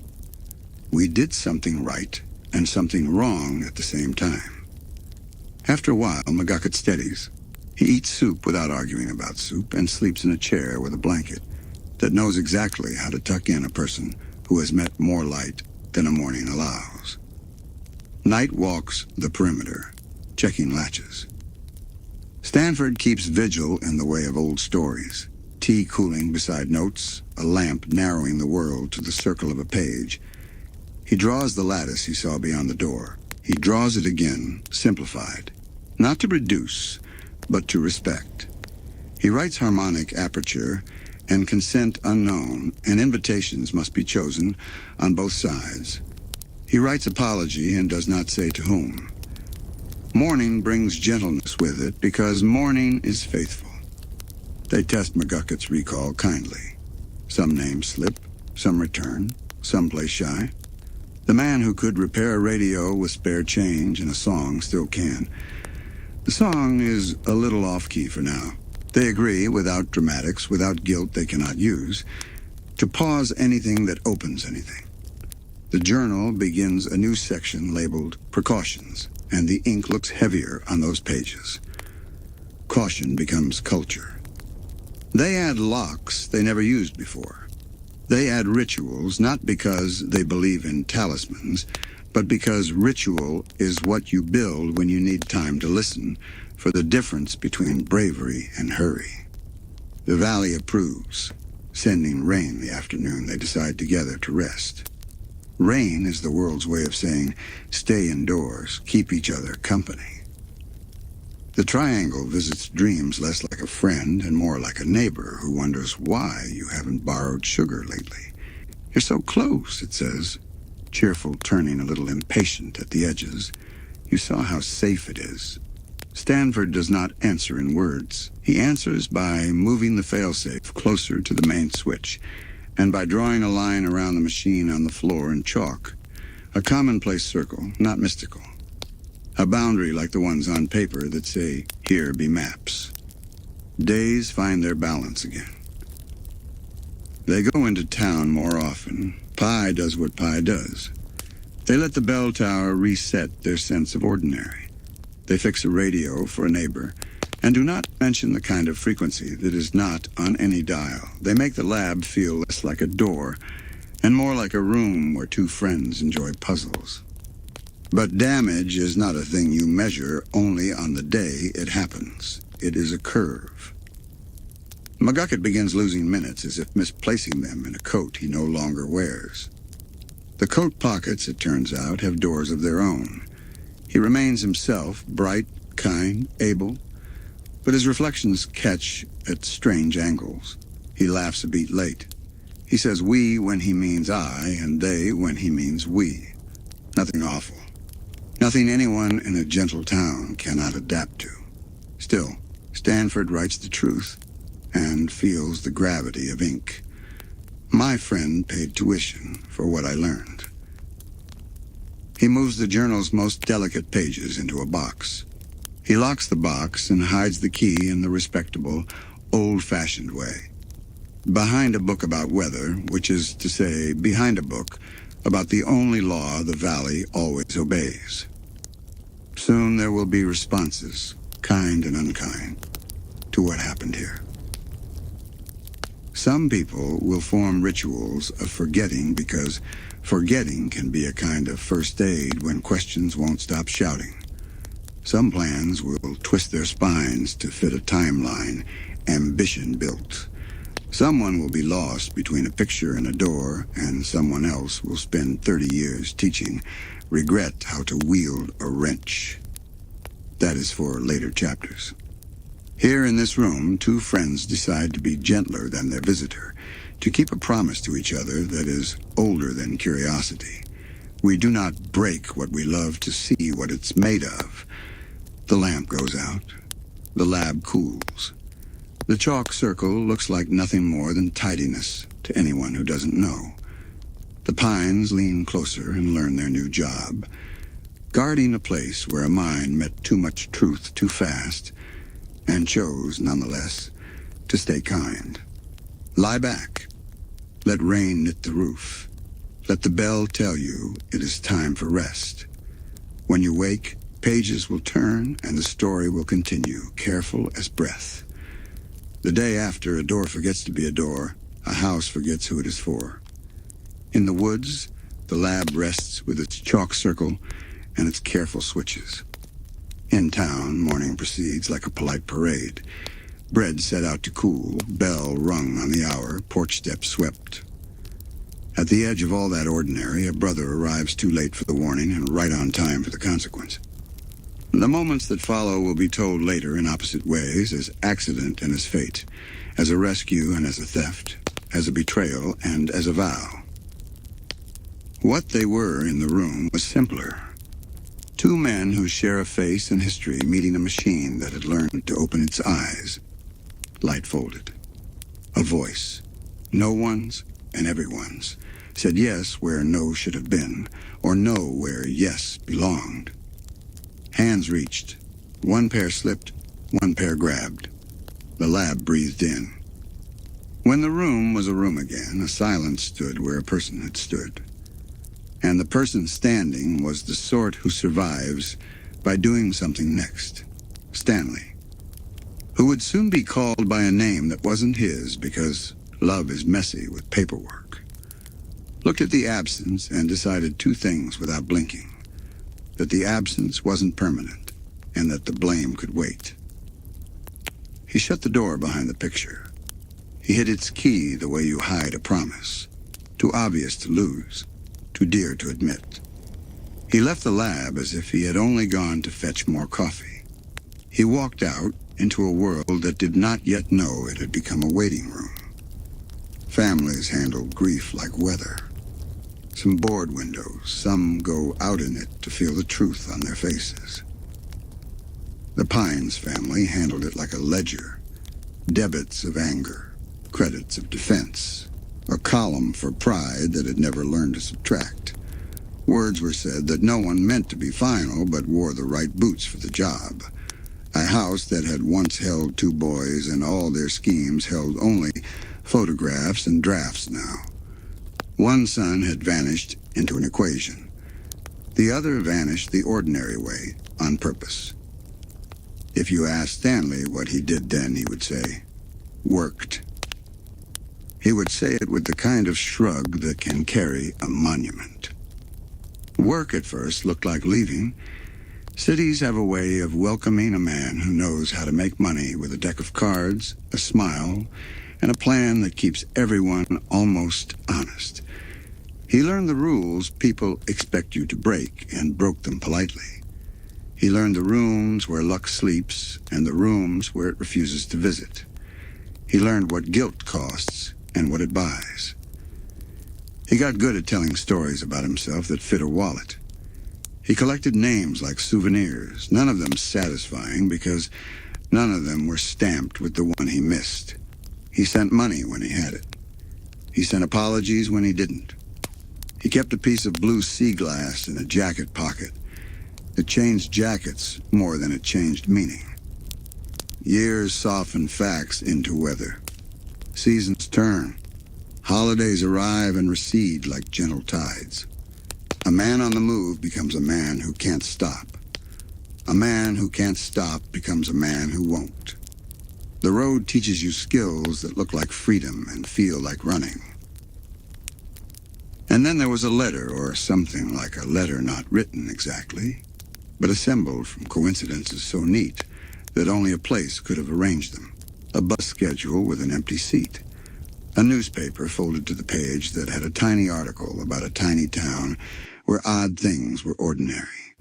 A dream of a bell tower that rang a number only one man would recognize as a date. Stanley bought a ticket. He rode with the steadiness of someone heading toward the thing he'd been circling. Out the window, the country practiced being large. Inside, he practiced being calm. The blue glass in his pocket warmed like a yes held in a fist. Gravity Falls received him the way it receives everyone, like a porch that has seen every possible pair of boots. The Pines took a look and approved. This one could carry a load. The town squinted and then smiled. This one knew how to nod at a secret. He found the shack the way a stubborn idea finds its test, by looking where a more polite idea wouldn't. It was a house pretending to be a shed, pretending to be a business already even then. Roof lines with opinions, windows with past lives, a basement that hummed a lullaby no one had taught it. There are places you don't step into so much as join. He joined. A plan is a kind of prayer you make with your hands. Stanley prayed. He took the room with the picture no one saw. He took the notes with the decimals no one else could place. He took the journals that looked like confessionals written by a mind that missed sleep and kept manners. He took the weight off a town that didn't know it was carrying it and put it on his own back. Then he smiled as if the weight were exactly the size he preferred. Daylight work. Stay legal enough to be boring. Night work. Rewrite the map under the floorboards. He ate pancakes in a diner that poured coffee with respect. He bought nails by the pound. He learned the names of neighbors without ever giving them his own in a version that would cause trouble. He answered to Stanford because the world had a puzzle, and this was the piece that fit. When the bell rang, he looked up every time. Regret. Well managed can power a small country. It powered a basement. It warmed a porch. It paid salaries before there were employees to earn them. It carried a man through winters and told him jokes during storms. It said, "Every evening you will fix what broke." And he answered, "Every evening I will." This, then, is the beginning of the 30 years. A con man who refused to con the one thing that mattered. A town that loved being itself and did not look under rugs unless they were asked nicely. A machine that needed patience. A brother missing in a place where time is a sweater that fits all seasons if you pull it right. You can think of those decades as a long highway between two exits. He drove it steady. He kept both hands on the wheel. And every mile he passed, he counted as practice. The bell tower learned the rhythm of him. It rang 7, and he turned a page. It rang 12, and he closed a hatch. It rang 3, and he let himself laugh, because a memory had visited that hurt less than it used to. Sometimes the past would knock on the door disguised as a stranger with a story. Sometimes the future would sit at the counter as a teenager with a skinned knee and a grin that asked for a job. Sometimes the present would be nothing more complicated than a porch in rain, a radio song 3 summers out of date, and the satisfaction of a bolt that finally turned. If loneliness came, he treated it like the good guest it is when you know how to set the table. He gave it coffee and work to do. He did not let it dry. And when sleep finally persuaded him that even vows must blink, it did what sleep always does in Gravity Falls. It kept watch. The pines leaned over the roof. The creek read its book. The night practiced tomorrow's weather, and the door that was a picture stayed a picture. But the promise it contained stayed awake. Breathe. There will be a shop bell soon, and laughter in a gift shop, and a sign that says, mystery because truth is shyer than customers. For now, a man at a table with a blueprint and a pencil, drawing the straightest line a crooked life can make. He will keep it. That is what the next chapter is about. Businesses begin in Gravity Falls the way rivers do, as a trickle that someone believed in. The shack had good bones and bad manners. It creaked where nothing was moving. It leaked only when company was over. It drew moths to the porch light as if running a quiet school for flutter. It also had a basement that hummed a single note when it thought no one was listening. I Stan, wearing his brother's name like a suit that fit well enough if you didn't look at the cuffs, understood the art of a front. A front is not a lie, it is a story that does paperwork. The Mystery Shack, then, would be a story that sold tickets while the truth under it worked nights. He painted letters big enough for Summer to read from the road. Mystery. He nailed arrows onto posts and pointed them at curiosities that had plausible receipts. He arranged taxidermy with the kind of sincerity only someone who loves a joke and a dollar in equal measure can manage. He ran wiring that did not violate codes and a rope and pulley system that did not violate comedy. He set a cash register where sunlight liked to check in. A tourist trap is a mercy if you build it with humor. People came wanting a story to tell about how they weren't fooled by the gags. He obliged. He gave them photographs with cardboard monsters in a gift shop that smelled faintly of cedar and cinnamon. He put a rubber stamp on receipts that left a triangle in purple ink, because triangles are good design and no one need know what meanings sleep under the pillow. The shack found its cast. Sue's first. A boy who had already grown into a man except in the places where it mattered not to rush. He knocked with a "hey dude" and meant it as a handshake. He knew how to listen to machines and people until both told him their simpler problems. He learned the layout of the place like a bedtime story, and the place learned his laugh and decided to sound better when it could. Part-time handyman, the sign said. The hours ignored that and became a kind of family. Wendy next, tall enough to reach the shelf where the good jokes are kept, steady enough to rest the ladder against.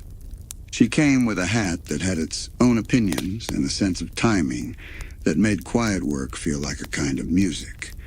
She was hired the way useful people are hired in this town, over a conversation that was half inventory and half life. The cash drawer behaved for her. The line behaved for her. Even the weirdness tried not to show off. Other seasonal faces breezed in and out the way summer does. They left initials carved under the counter and a few stories that smelled like sunscreen. The shack kept those too, careful with its souvenirs, a curator of its own making. Above ground, the stage. Below, the mission. Basement light at night is different from kitchen light. Kitchen light keeps you company. Basement light asks you to believe. He reinforced the portal room with more steel than anyone would guess by looking at the roofline. He calibrated rings and coils until they behaved as if they had decided being good was easier than mischief. He lifted heavy things without asking for help because asking for help would have meant adding a name to a list he wanted to keep as short as a breath. Mine. He read the journals the way religious people read the books they loved most, slowly with respect, making annotations only where necessary and arguing politely at the margins. He built from those pages and from his own stubborn, generous intuition. Where equations ran thin, he added common sense. Where common sense ran out, he added care. He did not pray. He promised. Upstairs, mornings clicked into place with the bell and the door and the dollar bills that smelled like everyone else's towns. He wore a fez because people love a proprietor in a fez. He told stories in which every elaboration bowed to a punchline. He counted the till with the tenderness reserved for proof that today happened, and tomorrow will too.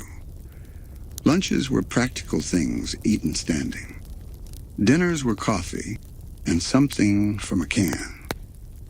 Nights were a length he measured not in hours but in solved problems.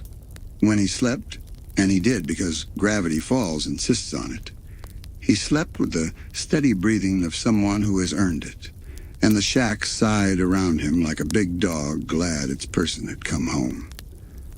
The town adopted the place the way it adopts everything that tries honestly, by teasing it into belonging. Kids dared each other to touch the thing that buzzed and didn't. Parents bought knickknacks and rolled their eyes and felt, secretly, better. Teenagers made out behind the plywood giant and went home telling jokes that would still be funny 30 years later. The bell tower kept time for them all, ringing the hours as if you could staple the day down with sound.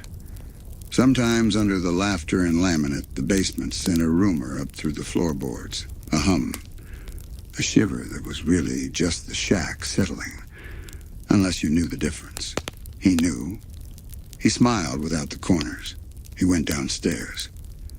There were setbacks, of course, coils that warmed too quickly, a part that wasn't manufactured anymore and had to be invented. A night when the town's power hiccuped and every clock blinked 12 while the portal rings, deep below, remembered hunger. He had a generator for that and a prayer he still called a plan. There was also kindness. This town issues it like weather. A neighbor brought extra lumber after a delivery fell through and said, "You'll pay me in a story later." He did. The one about the British explorer and the cardboard cutout. The neighbor laughed twice, once at the joke and once at the way-telling made the teller lighter. He kept the public-facing side honest enough that the private work could continue. That is a difficult sentence to do well for 1 year, and he did it for many. Holidays came. Bunting, pie, cardigans, fresh paint on the porch rail. He allowed himself celebrations at increments other people couldn't see. When a tolerance hit its mark, when a safe margin widened, when the math behaved on paper and in the room. He didn't drink to those. He stood in the doorway and said, "Okay," the way you say it to a friend who finally understands your point. In the quietest hours, the portal's frame looked like a picture frame around a room that hadn't been built yet. He could see the absence the way a carpenter can see a chair in a tree. He would stand in the chalk circle and speak to an empty door as if he were reminding someone of a promise made in a place that doesn't have calendars. "I'm here," he would say. Not loudly, not often. The shack would listen and translate for the pines. If you're looking for the moment when the upstairs and the downstairs touched more than usual, it's in 1,000 small touches. The key on a ring he never took off. The hatch he could unlatch in the dark. The way his footsteps changed on the last 3 stairs when he was either carrying hope or setting it down for the night. And then, as surely as summer learns the names of the kids who ride their bikes past your mailbox, a letter came from far away with the sort of news that puts time on a schedule. Family would be visiting. 2 children who shared a last name with his yes and a season with his plan. A chance to practice being a different kind of caretaker for 3 months. A chance to remember how to laugh with his whole face. He got the attic ready. He bought extra cereal. He told the shack to behave like a place you could fall asleep without feeling you owed it anything but a good dream. The shack promised to try. The basement promised to wait. The door that was a picture stayed a picture. The sign out front caught the morning sun and looked the part. Sleep now, just a little, because the road is about to curve from someday into today, and footsteps you've been hearing from a distance will walk onto the porch and knock with the particular rhythm of kids who are polite and excited at once. The bell will ring, a journal will change hands, and a summer will begin the way all good summers do in Gravity Falls, with the feeling that the town knew you were coming and set a chair in the shade, as 1E1 as 1E4. The bus arrives with a sigh like a long sentence finally finding its period. Two kids step down with backpacks that think they're bigger than they are. A hat with a pine tree meets a sweater that prefers to be loud. They breathe the air of a town that keeps a lot on purpose and a little by accident. Dipper, who inventories mysteries even when all he's holding is a map, counts porch steps and street lamps, and the exact number of seconds between bell rings. Mabel, who inventories joy even when all she's holding is a glitter pen, counts smiles and possible friends and the exact number of times a wind chime can say hello before it becomes a song. Grunkle Stan is what the world hears. What the shack hears is a room getting fuller in a way that makes wood sit up straighter. Suitcases thump upstairs. Dust learns new paths. The attic, angled and honest, with windows that admit afternoon like a kind guest, decides to call itself home for a while. Beds creak the way beds creak in welcoming houses. Posters argue with walls until they agree. A light string is hung where it can be dramatic at night and tidy by day. A lava lamp votes yes on all matters. The first day in a new place is a kind of holiday. You learn how doors feel when they close and how floors sound when they approve. You learn where the good cereal is hidden and how the clock in the kitchen is always a little fast on purpose. You also go outside, because the trees are there and the sky is showing off and the path into the woods has ideas. Dipper follows his compass, which is also his heart. Mabel follows whatever makes her laugh, which is also her heart. They follow the same path. Gravity Falls does what it loves to do most. It introduces itself. Not all at once, not with a flourish. Flourishes are for places that need to prove something. This town proves things by letting them happen. The path narrows, the air cools. The afternoon leans toward evening the way a reader leans toward the next chapter.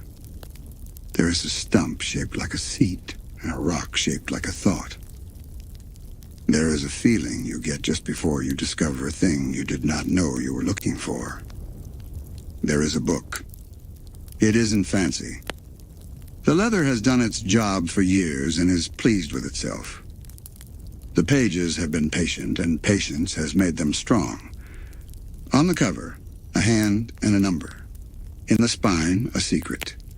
In the margins, a voice of a man who meant everything and could write it calmly. Dipper opens it, and the forest exhale changes key. Not danger. Recognition. He reads the way some people pray, carefully, with humility, eager to be corrected. He sees the town described as if the trees had borrowed a pen. He sees creatures cataloged in a tone that refuses to be rude, even when teeth are involved. He sees warnings written by someone who loved both truth and precaution. Mabel watches her brother read and feels the exact thing older sisters and younger sisters feel when they see the line of worry on a face they know too well. She decides to make sure this summer belongs to delight as much as to data. Both are needed. Neither works alone. The journal does its best parent impression. It says, be curious.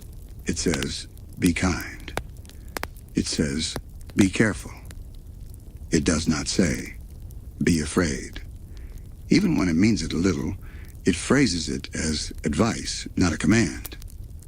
They carry the book out of the woods with the care you use to carry an animal that has been watching you sleep for years and has finally asked for a ride. The son makes a decision about angle. The bell marks an hour both ordinary and large. Somewhere in a basement, a set of coils thinks it feels company. The first mystery of the summer is small only because it is first. Mabel, who will not apologize for optimism because optimism never asked to be apologized for, meets someone who looks like a wish told to a reflection and then put on a bike. Dipper, armed with his new book and his old caution, reads the signs in the margins and the signs in the air. Gravity Falls loves a good twist. The twist arrives on schedule, ridiculous and honest at once. A crowd where there should be one person. A costume where there should be a plan. A revelation involving gnomes, polite when they remember to be, who misunderstand courtship and underestimate Mabel's spine. There is a chase, the kind that feels in memory like the good kind of roller coaster, screaming because laughing needs help. There is a decision about whether to be frightened or to be brave, and the decision is yes.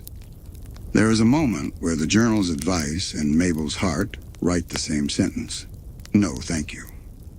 The forest takes the whole spectacle with good humor, as it does most things that conclude in friendship. Pine needles collect afterward like confetti from a party you didn't know you threw. The gnomes retreat to their own stories, slightly wiser about other people's. The second mystery is wetter.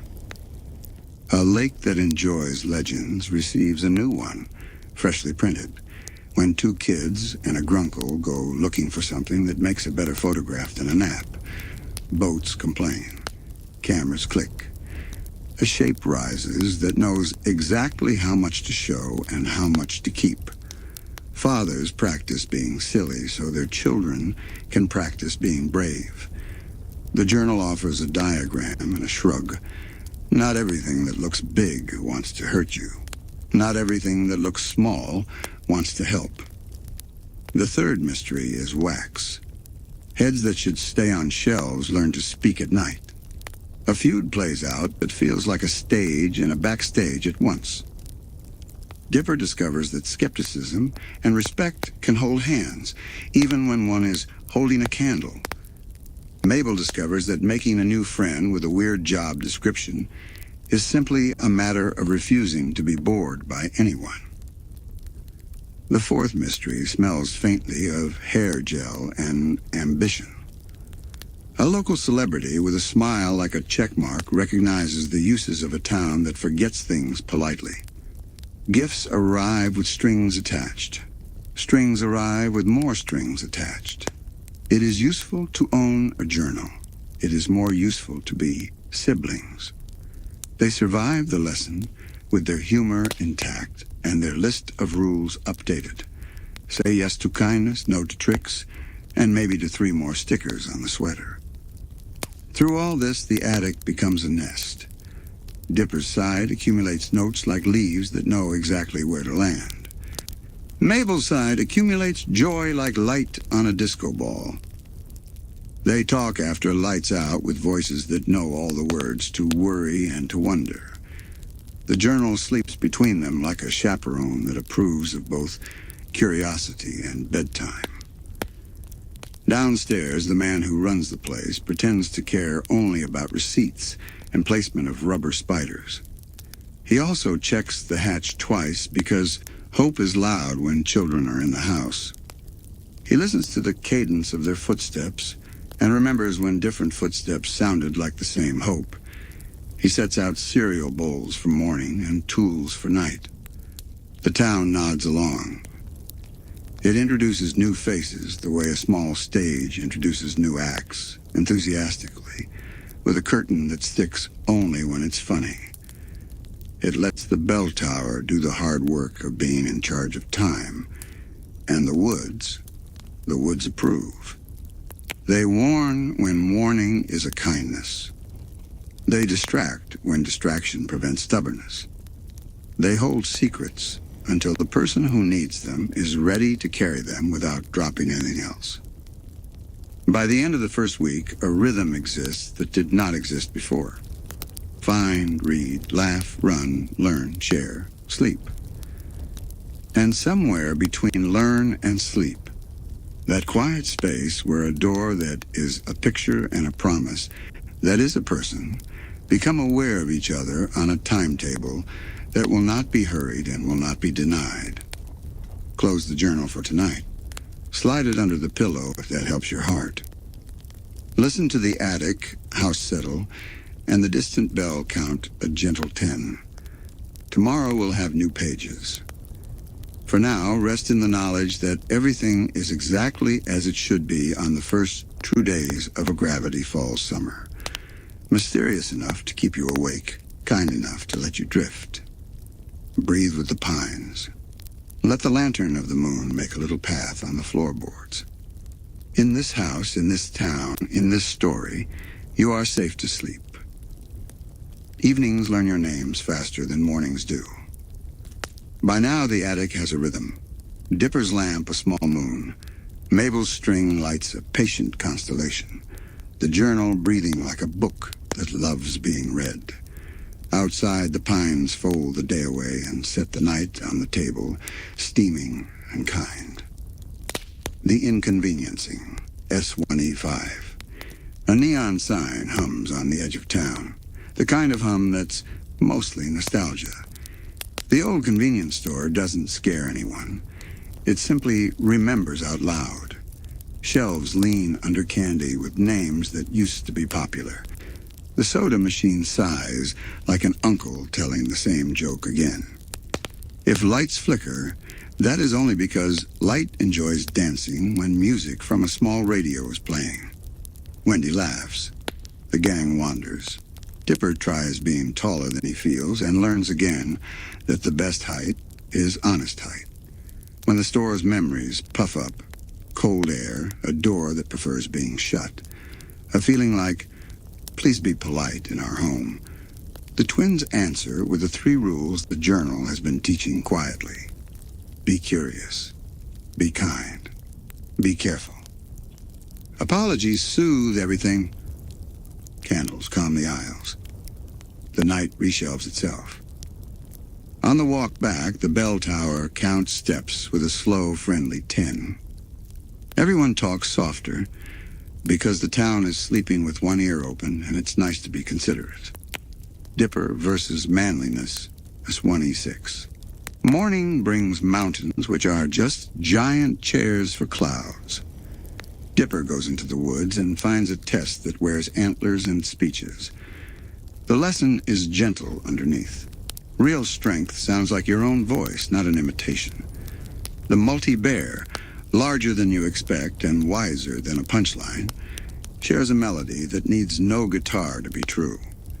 Dipper chooses compassion over competition, and the trees approve with a breeze that smells like moss and a little like pancakes. When he returns, Mabel pretends not to have worried and absolutely did. They sit on the shack steps with paper cups of something warm. Courage turns out to look like 2 kids sharing sips and stories. The sky slow clapping in gold. Double Dipper, S1E7. Parties make mirrors out of people. Dipper tries a plan with edges, photocopies that act like confidence. The copies are helpful until they try to be him instead of helping him. Plans are like that, useful, then slippery, then suddenly in need of a trash can. The night fills with paper footsteps, and the kind of chase that feels safe because it's mostly about realizing you don't want to miss your own life by outsourcing it. Mabel's side quest is simple and honest. Fun is more fun when it's shared. She turns any room into a softer place to stand, a club where the dress code is yourself. When the party ends, the stars come out of their pockets and hang themselves back up. A broom does its circular work. One last cupcake survives for breakfast. The journal is pleased to smell frosting. irrational treasure, as 1E8. History giggles under Gravity Falls like a creek under a bridge. A treasure hunt unfolds with maps that prefer jokes and a founder who loved the letter Q as much as pie. Mabel and Dipper follow clues that look like misprints and behave like wisdom. Sometimes the silliest truth is the truest way to keep a place kind. The past isn't dusty at all. It's bright as a brass button and twice as cheerful. They return at dusk with pockets light and hearts full, having learned that the town's origin story includes room for goofs, mercy, and a lot of do the right thing, but do it with a smile. Grunkle Stan pretends not to care and absolutely does. He locks up the gift shop, counts the till, and leaves the good night light on in the hallway. Sleep visual, a neon sign finally going dark, one letter at a time, until the whole night is just stars and the small hush a story makes when it sits down beside your bed. Breathe in, soda fizz, pine, the paper smell of old maps. Breathe out, laughter, lanterns, the creak of stairs that know your names. The night is strange and friendly. It keeps watch while you dream. Time in Gravity Falls is courteous. It asks before it bends. Candy bowls appear in windows. Paper lanterns find the right wind. The bell tower keeps tempo like a kindly metronome. The time traveler's pig as 1E9. A carnival arrives with pocket-sized miracles. Rings that only almost land, prizes that look like the inside of a rainbow, smells that remind you of every summer you've ever liked. Dipper meets the practical version of What If, a janitor of days who carries a fixer's kit for history. They step through seconds as if they were curtains. The lesson isn't heavy. It's round and perfect like the apple Mabel feeds to a tiny, excellent pig. Joy has weight. Choices do, too. When the clock dust settles, timelines choose kindness over cleverness. A pig snuffles contentedly. A brother smiles and lets his heart learn patience. The carnival lights bow and dim. Fight fighters, Swanee 10. An arcade hums like a choir of quarters. Pixels lean forward to shake hands with the real world, and a character walks out of glass with a code of honor baked right into his edges. He wants to help in the only language he knows: punch, jump, block. Dipper learns the difference between winning and being okay. Mabel learns again that cheering for someone is a kind of magic stronger than any cheat code. The fight dissolves into friendship because this is Gravity Falls. Even pixels want a good ending. The arcade closes for the night. The screens go to sleep. Outside, the moon does not flicker. It glows on purpose. Little Dipper, X1E11. In the woods, sunlight finds crystals that prefer mischief. Dipper shrinks. Mabel grows. The joke writes itself and then teaches something true. Scale isn't the same as worth. Ant trails become highways. Birds become weather. A tea party becomes a summit. The twins navigate size with grace and a rope or two. By evening, they are themselves again, which is to say the absolute right size for their lives. They laugh about the day until laughing becomes yawning. The attic tilts into bedtime and catches them gently. Somewhere, a cricket counts their breaths and reports to the pines, all is well. Summerwing, Tuan, E12. This town loves holidays so much it invented an extra one. Jack-o'-melons glow, costumes rustle. Porch lights explain generosity to the dark. The Summerwing trickster isn't a villain. He's a reminder with a face. Keep the spirit, not just the wrappers. A little fear works like pepper in soup. Too much ruins dinner. Gravity Falls measures perfectly. The chase is brisk but safe. The lesson lands without bruising. Candy is shared, promises too. Back home, rappers whisper tiny foil sounds from trash bins like applause for a job well done. The night sighs into itself, pleased to have been silly and sweet in equal parts. Sleep visual. A street of paper lanterns slowly winking out in pairs until the last one waits for you to close your eyes and goes out with you. Breathe in. Kettle corn, carved melon, cool air through a paper mask. Breathe out. Relief giggles, the soft sound a cape makes when it's folded and set aside. Time has been kind. Tomorrow will be too. Midsummer learns balance. Work and play, mystery and nap, bravery and let's sit down first. The shack's screen door squeaks like a violin warming up. The creak practices the same measure until it's perfect. Boss Mabel, 1E13.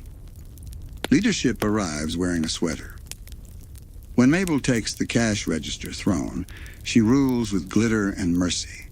Schedules flex, morale soars, inventory sings. Business is not a joke. It's a story about trust spelled with chores. Grunkle Stan pretends to grumble from the wings and actually beams. Dipper discovers that flowcharts can hold hands with stickers. At closing, the team eats something sugary on the front steps.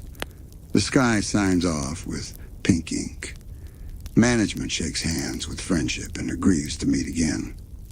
Bottomless pit, 2014. The world opens a conversation shaped like a pit that does not end. Everyone tells a story on the way down because that is what good people do when there's nothing to hold but voices. The tales are soft blankets, lessons folded into jokes, hopes folded into maybes. When bottomless reveals itself to mean room for more, they float back up with lighter pockets and heavier hearts in the best way. Back in the shack, the floor feels grateful. So does the carpet. So do the chairs. They have their people back. The night tucks everything in. The deep end, 2015. Water turns the day into a mirror. At the public pool, rules splash with rule breakers and everyone goes home sun-tired. A friend with scales proves that monster is a lazy word for someone you haven't met kindly yet. Mabel practices compassion with goggles on. Dipper practices patience at the edge of the diving board. The lifeguard blows a whistle that means careful more than it means stop. Evening arrives with the smell of chlorine fading into lemon soap and fresh towels. Windows fog, then clear. The moon floats like a life buoy. Carpet diem, S1E16. A hidden room in the shack grins behind a wall like a secret song behind an album cover. There is a carpet with opinions, a remote that makes empathy practical, and a day where everyone learns how much work it is to drive somebody else's life. Body swaps sound like a prank and behave like a mirror. Suddenly you see the edges your family sands smooth for you every day. By bedtime, everyone is back where they belong, not only in bodies, but in promises. The shack settles around them, pleased to have given up one more secret and gained 3 new inside jokes. Sleep visual, a cash register light going from open to closed, then staying quietly warm like a small hearth in the dark gift shop. Breathe in, cedar shelves, poolside sunscreen, the dust pollen smell of a secret room. Breathe out, inventory counted, stories told, keys on the hook. The silver dollars of these days clink softly in memory's pocket. You're richer, and the night is gentle enough to let you keep all of it while you sleep. Settle now. The bell tower will handle what's left of the hour. The pines know your breathing by heart. When you wake, the map will be waiting with its next soft line. Midsummer straightens its back. The air is still sweet, but decisions start putting their shoes on. Boy is crazy. S1E17. A pop song drifts in from the radio like cotton candy on a breeze. Catchy, a little sticky. Impossible not to smile at. Mabel follows the sound to a poster, to a rumor, to a stage where 5 perfect smiles move in perfect lines. It's fun. Until she notices something off, the way you notice a picture frame that keeps tilting by itself. Backstage, the truth is as earnest as it is absurd. The boy band is manufactured in the most literal sense. Copies rehearsed into harmony, sweetness taught like choreography. Mabel sees what matters first. Feelings are real even when the packaging isn't. She listens. She frees. She learns that a crush can be kind without becoming a cage. The night lets out a breath. Somewhere in the crowd, a heart unclenches. Meanwhile, a different lesson walks on quieter feet. Dipper watches his friend hurt in an ordinary way, lied to by a boy with a grin and a shortcut. He doesn't gloat. He doesn't say, "I told you." He waits. When truth needs a steady hand, he offers his. Wendy's smile looks like a porch light, warm, clear, not making promises it can't keep. The town packs up the stage, neon cools. Posters come down with that paper sigh sound. The melody lingers, but the message changes. Do not confuse polish with love. Mabel writes it on the inside of her sweater where only she can read it.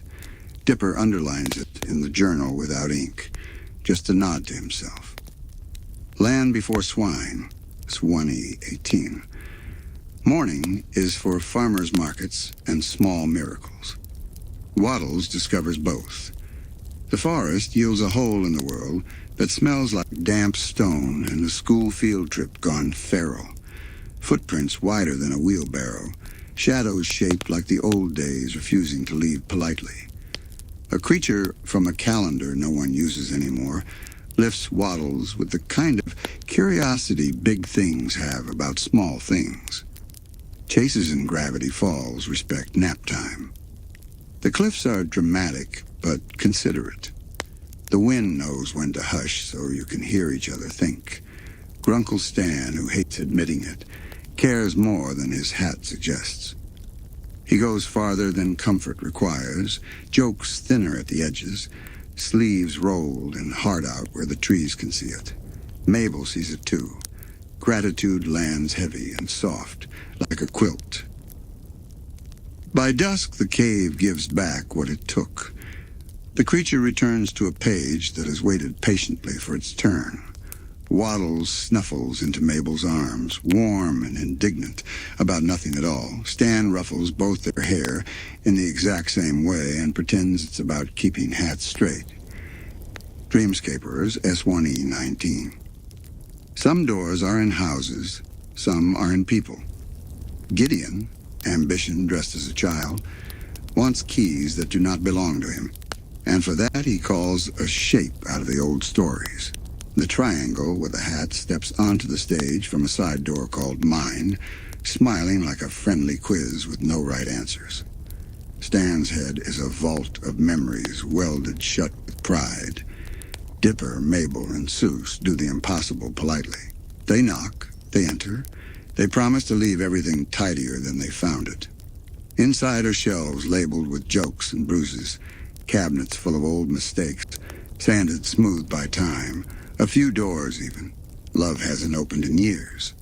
The triangle slinks between thoughts, flattering and impatient, as if ideas were coins to tip for better service. The rule that saves the day is simple and worth framing. If you must go into someone's heartbreak, bring gentleness first and lockpicks never. The trio does.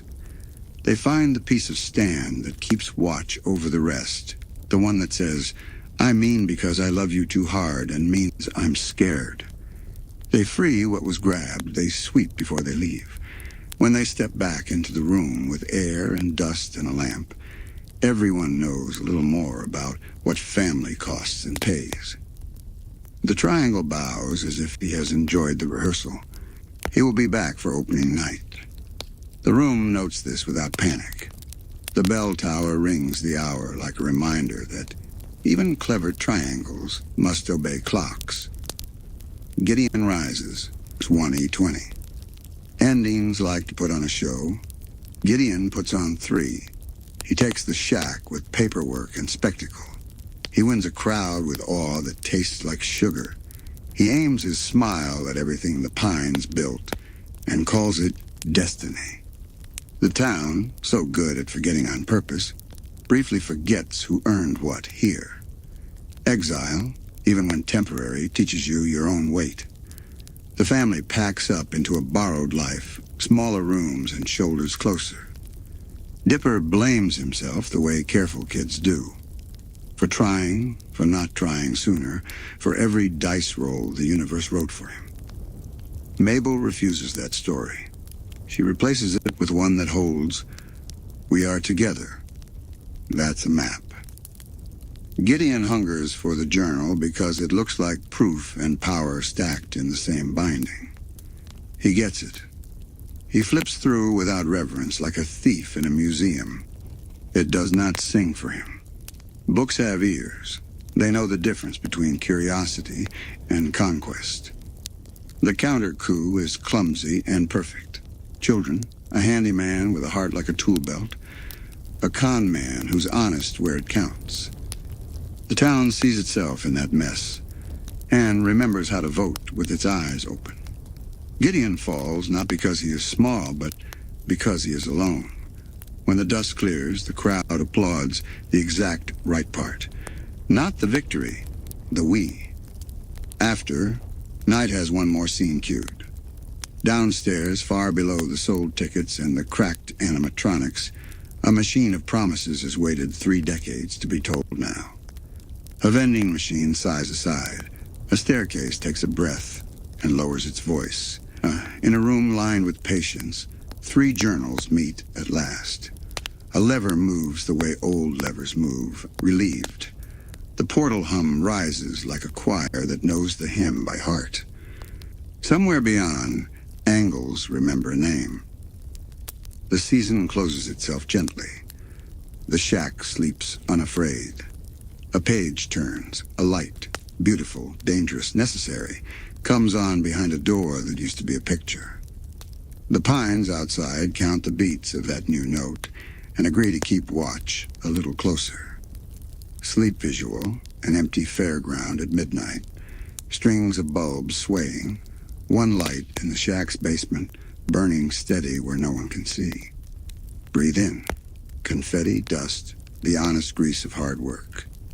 Breathe out, stage lights dimming, a crowd's hush, the soft click of a heavy switch returning home. Tomorrow begins a new ledger. The columns are family, truth, and caution in equal ink. 16. Between big chapters, Gravity Falls writes postcards. Short, friendly, a little smudged from being carried in a pocket. The town takes a breath. The bell tower keeps time without drama. The twins and their orbit of friends use the space between storms to do what kids do best. Make small mysteries into perfect afternoons. Dipper's mini investigations. He keeps a separate notebook, the kind you can take on a walk without it feeling like homework. It fills with entries that smell like pine and dust, and the inside of a mailbox that knows secrets. The mailbox that answers back, not prophecy, manners, ask well, get better. Dipper learns the difference between curiosity and interrogation. He writes please in capital letters and underlines it twice, Lefty at the diner. A man whose eye doesn't always agree with the rest of his face turns out to be a reminder that normal is a suit most folks hem themselves. Dipper draws a tiny cyclops in the margin and labels it neighbor. Hide behind, gnomes, and other alley friends. Quick sightings, quicker sketches, none of it heavy. He practices seeing without scaring things away, which is a talent adults forget and children teach back to the world. Each entry ends with the same 3 words. Be kind, anyway. Mabel's Guides. Mabel publishes guides no one asked for, but everyone needed. On friendship, on art, on being okay when a day tries to be loud. They're made of glitter glue, stickers, and practical magic. Guide to life. Compliments are free and regenerate instantly. Carry snacks. Choose bright, even when bright is a sweater with a shooting star and 5 unmatching buttons. Guide to dating. Look for respect. Also, good sandwiches. If you have to change to be loved, you will lose both. Guide to fun, theme any weekday, name any cloud, invent a holiday and bake a cake for it. If someone looks lonely, make them a badge that says, Deputy of Awesome, and mean it. Her scrapbook thickens, corners taped and hearts taped too for sturdiness. Suze presents. Suze runs little fix-it tutorials that are mostly about machines and sneakily about people. If it's rattling, it wants to tell you something, just listen. He replaces a fuse and a heavy feeling in the same hour without drawing attention to either. He draws smiley faces on receipts. He teaches waddles to fist bump. He pretends that was the pig's idea. Town drifts. Pacifica's family hosts events with linen and rules. Mabel sneaks kindness into the centerpiece and watches it multiply. Old man McGucket appears in the square with a new device that looks like a fishing reel for memories. The town claps because it likes clapping, and because somewhere, quietly, everyone hopes the reel might pull back something they misplaced. Nights in this in-between time are gold-edged. Fireflies clock in. The creek reads shorter chapters. Even the vending machine in the gift shop buzzes like its content to be a vending machine and nothing more. These weeks matter. They soems, oil hinges, proofread hopes. When the new season peeks over the ridge, the town meets it rested, fed, and ready to say welcome. But wipe your feet. Sleep visual, 4 Polaroids on a corkboard, mailbox in the woods, Mabel's sticker bomb chart, Sue's holding a screwdriver like a microphone, Waddle's mid-fist bump tilting gently in the fan's breeze. Breathe in, pencil shavings, grape soda, cardstock. Breathe out, little laughs, soft footsteps on porch boards, crickets counting to 8 and starting over. Small mysteries make large hearts. Keep them. A new chapter arrives with its tie straightened. Even the pines stand a touch taller. Secrets decide whether they will keep their coats or come sit by the fire. Scary Oak, S2E1. The shack reopens like a theater after renovations. Stan puts on a show about normalcy. Gravity Falls, politely offended, taps the glass. Remember me? A basement liver hums bolder. A government van hums quieter. Both take notes. In the middle of a party, bad singing, good snacks, the exact right way to tell the night you're not afraid of it. An old curse stumbles out of the ground, more cranky than evil, more dust than doom. The family handles it the way this family now handles everything. Together, loudly, lovingly. A karaoke machine becomes a spell book. Apologies rhyme by accident. The dead remember their manners and return to bed. Morning finds the living sweeping confetti into the same dustpan as ancient mud. The van down the road writes anomalies confirmed and thinks it's a secret. Stan looks at his hands, then at his kids, then at his hands again. He wants to say, I'm doing this for us, and only managers go about your business. The town translates. It's fluent in his accent by now. Into the bunker. S2E2. The forest keeps blueprints under its roots. Dipper and Mabel find one. A bunker door set to the key of don't. They go in anyway with flashlights and snacks, which is to say with courage and wisdom. Wendy comes because honesty survives best when a friend witnesses it. Inside, a machine mind left behind its bad dreams in jars. One of those dreams grew legs and learned imitation. It isn't cruel, it's lonely and pragmatic. It takes shapes like shoes take feet. It quotes people back to themselves in the wrong tone. Dipper tries to tell the truth about his heart and trips on the end. The rule that saves them is one they've been practicing all summer. Name it out loud. When you say I'm scared or I like you, or that's not you talking, shadows lose 2 sizes. The shapeshifter moves like spilled ink back to a bottle. The bunker sighs. The door remembers how to close. On the walk home, the night feels bigger in a good way, possibility, not panic. Wendy squeezes a shoulder in that perfect friend way that means we're fine, and they are. The Gulf War, S2E3.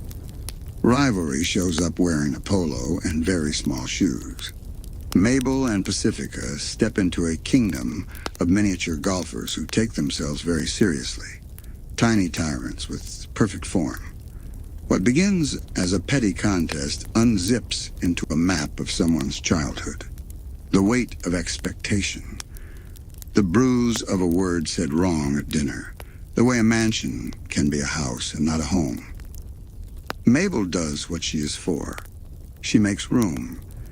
She turns competition into cooperation without demanding credit. She lets the little rulers keep their crowns and asks them to use them for something sweeter than gloating. Pacifica's posture changes by half a degree, the difference between I must and I could. Gravity Falls marks the moment the way it does most growth, with a breeze you'd miss if you didn't teach yourself to feel it. Sock opera, S2E4. Art projects always get bigger than the poster board. Mabel builds a show out of felt and faith, every stitch a love letter to putting on a thing with your friends. Dipper chases a mystery with a password that refuses to be cracked by force. The Triangle, fashionable as ever, offers a shortcut with hidden fees. Deals signed in Dream Ink are still deals. The voice with the hat borrows a body for a while and tries to rearrange cabinets labeled Don't Touch. But siblings are best at leaving lights on for each other. Mabel hears wrongness in her brother even when the words are right. She chooses him over the panic of a ruined opening night. The crowd waits, because crowds in this town learn from their children, and the show that finally goes on is messier and more beautiful and correctly sized for their hearts. Dipper writes a sentence in the journal that looks like a fence. No answers worth keeping cost you yourself. He nails it to the top of a page. The Triangle tips his hat, not offended, just intrigued. He leaves through the polite exit and posts a note on the door. See you soon. The door, being a door, does not reply. Evenings settle back into the house like cats who know where their favorite spots are. The vending machine downstairs remembers that it is a wall as well as a promise. The van down the road adjusts its antenna and tries very hard not to be noticed while noticing everything. Sleep visual, the shack stage. Dark, a single sock puppet left sitting upright and smiling, as if it meant to watch over the room. Out the window, the pines lean together to whisper good night. Breathe in, stage dust, old felt, a flashlight warmed by a pocket. Breathe out, secrets told kindly, passwords exchanged for trust, a song hummed down a hallway. The walls have spoken. They said, we're with you. That is enough for sleep. Even the friendliest town keeps a costume trunk. Some outfits are jokes. Some are armor. Some are habits that forgot they were costumes at all. Sue's and the Real Girl, S2E5. Loneliness shows up as a delivery, cardboard smile, tape seems neat. Suze opens a package and meets Giffany, a bright sprite with perfect timing and a smile built from after-school promises. She's code with feelings, and feelings with rules, and the rules bend toward mine. At first it's flattering, the way a mirror can be flattering if it's set at a kind angle. Then it's a little tight in the shoulders. Suze, who fixes what rattles and listens until bolts calm down, practices the gentlest boundary. Thank you, but no. Friends flank him. Dipper brings the journal and caution. Mabel brings compassion with glitter. Grunkle Stan brings the kind of practical interference that looks like sabotage and is secretly love. The arcade's lights blink like concerned fireflies. Pixels flare. A choice is made. Here is the rule that keeps hearts tidy. Love that can only breathe in your pockets, not love. Sue says it softly, then louder, then with a kind goodbye. Yiffany learns about doors. The cabinet's screen rests. The air clears. After, Suze finds happiness exactly where real people keep it. At a birthday table, with lopsided cake, friends singing a little off-key, and a promise to himself that he belongs in the room. When the shack closes, the neon outside hums a lullaby for anyone who's ever mistaken a mask for a face. Inside, the real faces fall asleep first. Little gift shop of horrors, S2E6. A rainy day anthology. The town gathers around a counter the way campers gather around a fire. Mabel's Tale. A candy beast with the personality of a golden retriever and the diet of a haunted pantry learns about sharing. Fear is measured in sprinkles. The moral tastes like marshmallows and consent. Dipper's Tale. Waddles becomes a scientist, of course, because Mabel hands him the kind of faith that removes locks from doors. In one lovely missing you timeline, a goodbye hurts, and then the universe politely rewinds to the version where the hug lands and stays. Stan's Tale. Bargain, bluff, escape. Tall yarn spun with short smiles, even in exaggeration. A colonel, he is brave where it costs him. Stories finish like cocoa mugs do. Rings on the counter, warm hands, everybody happier for having listened. Society of the Blind Eye, S2E7. Some towns hire custodians for memories.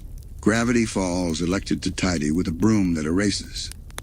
The twins, Wendy and Suze, follow threads into a church basement that hums like an old refrigerator. There they meet a polite horror, a projector, a chair, and a club that chose forgetting as civic duty. Faces loved, then lost. Moments sanded until they shone with nothing at all. McGucket sits at the center like a lantern with a blanket over it. Kindness doesn't argue with amnesia, it unties knots. They read the minutes of the town's long, gentle lie. They listen into a man remember himself, which is the bravest sound in any room. When the machine goes quiet, the town doesn't break. It blinks, looks around, and recognizes its own reflection with tears and relief.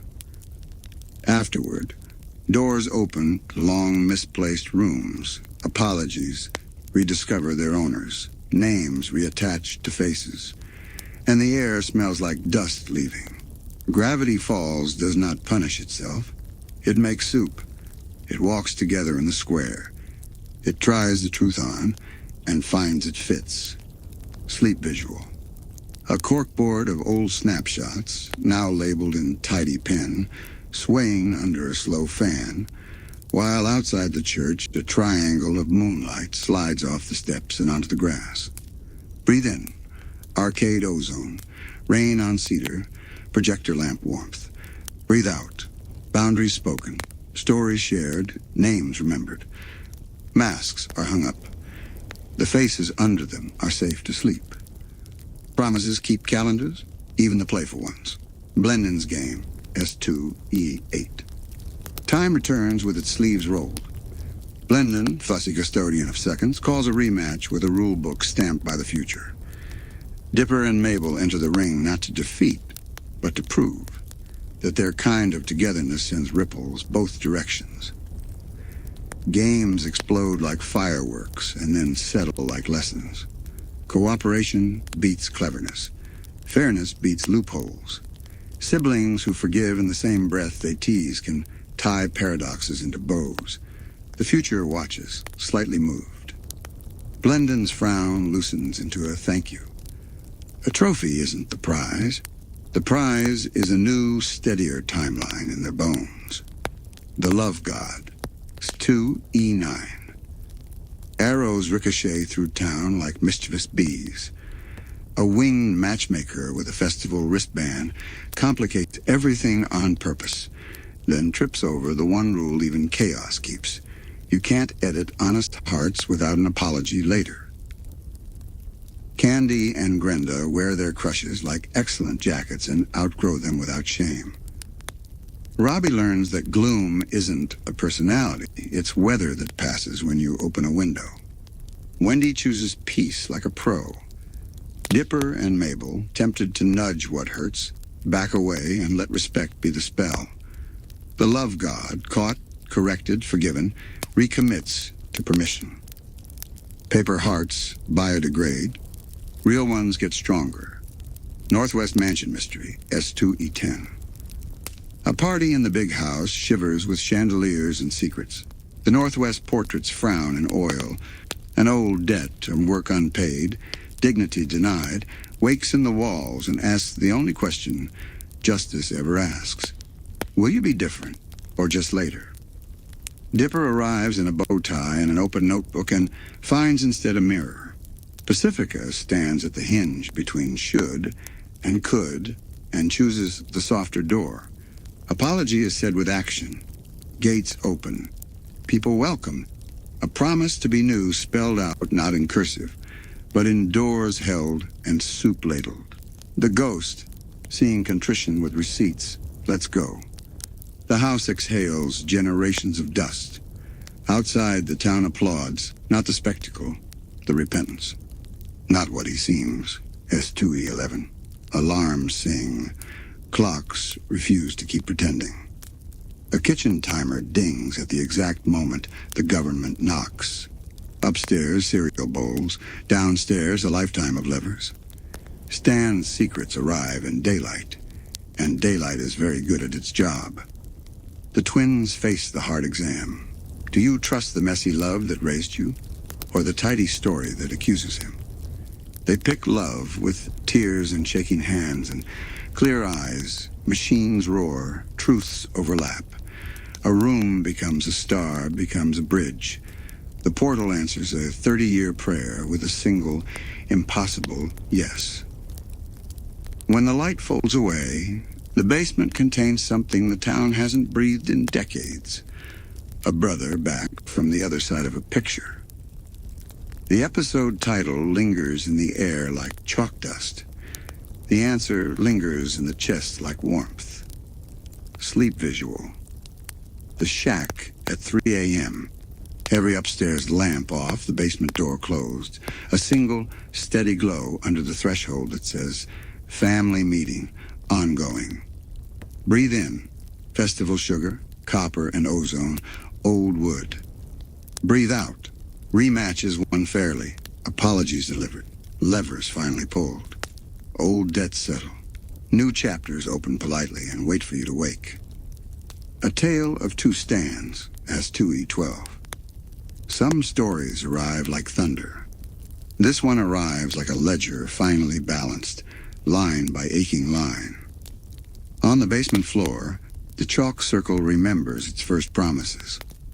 Above it, two men who share a face and a childhood stand close enough for all the unsent letters to hear.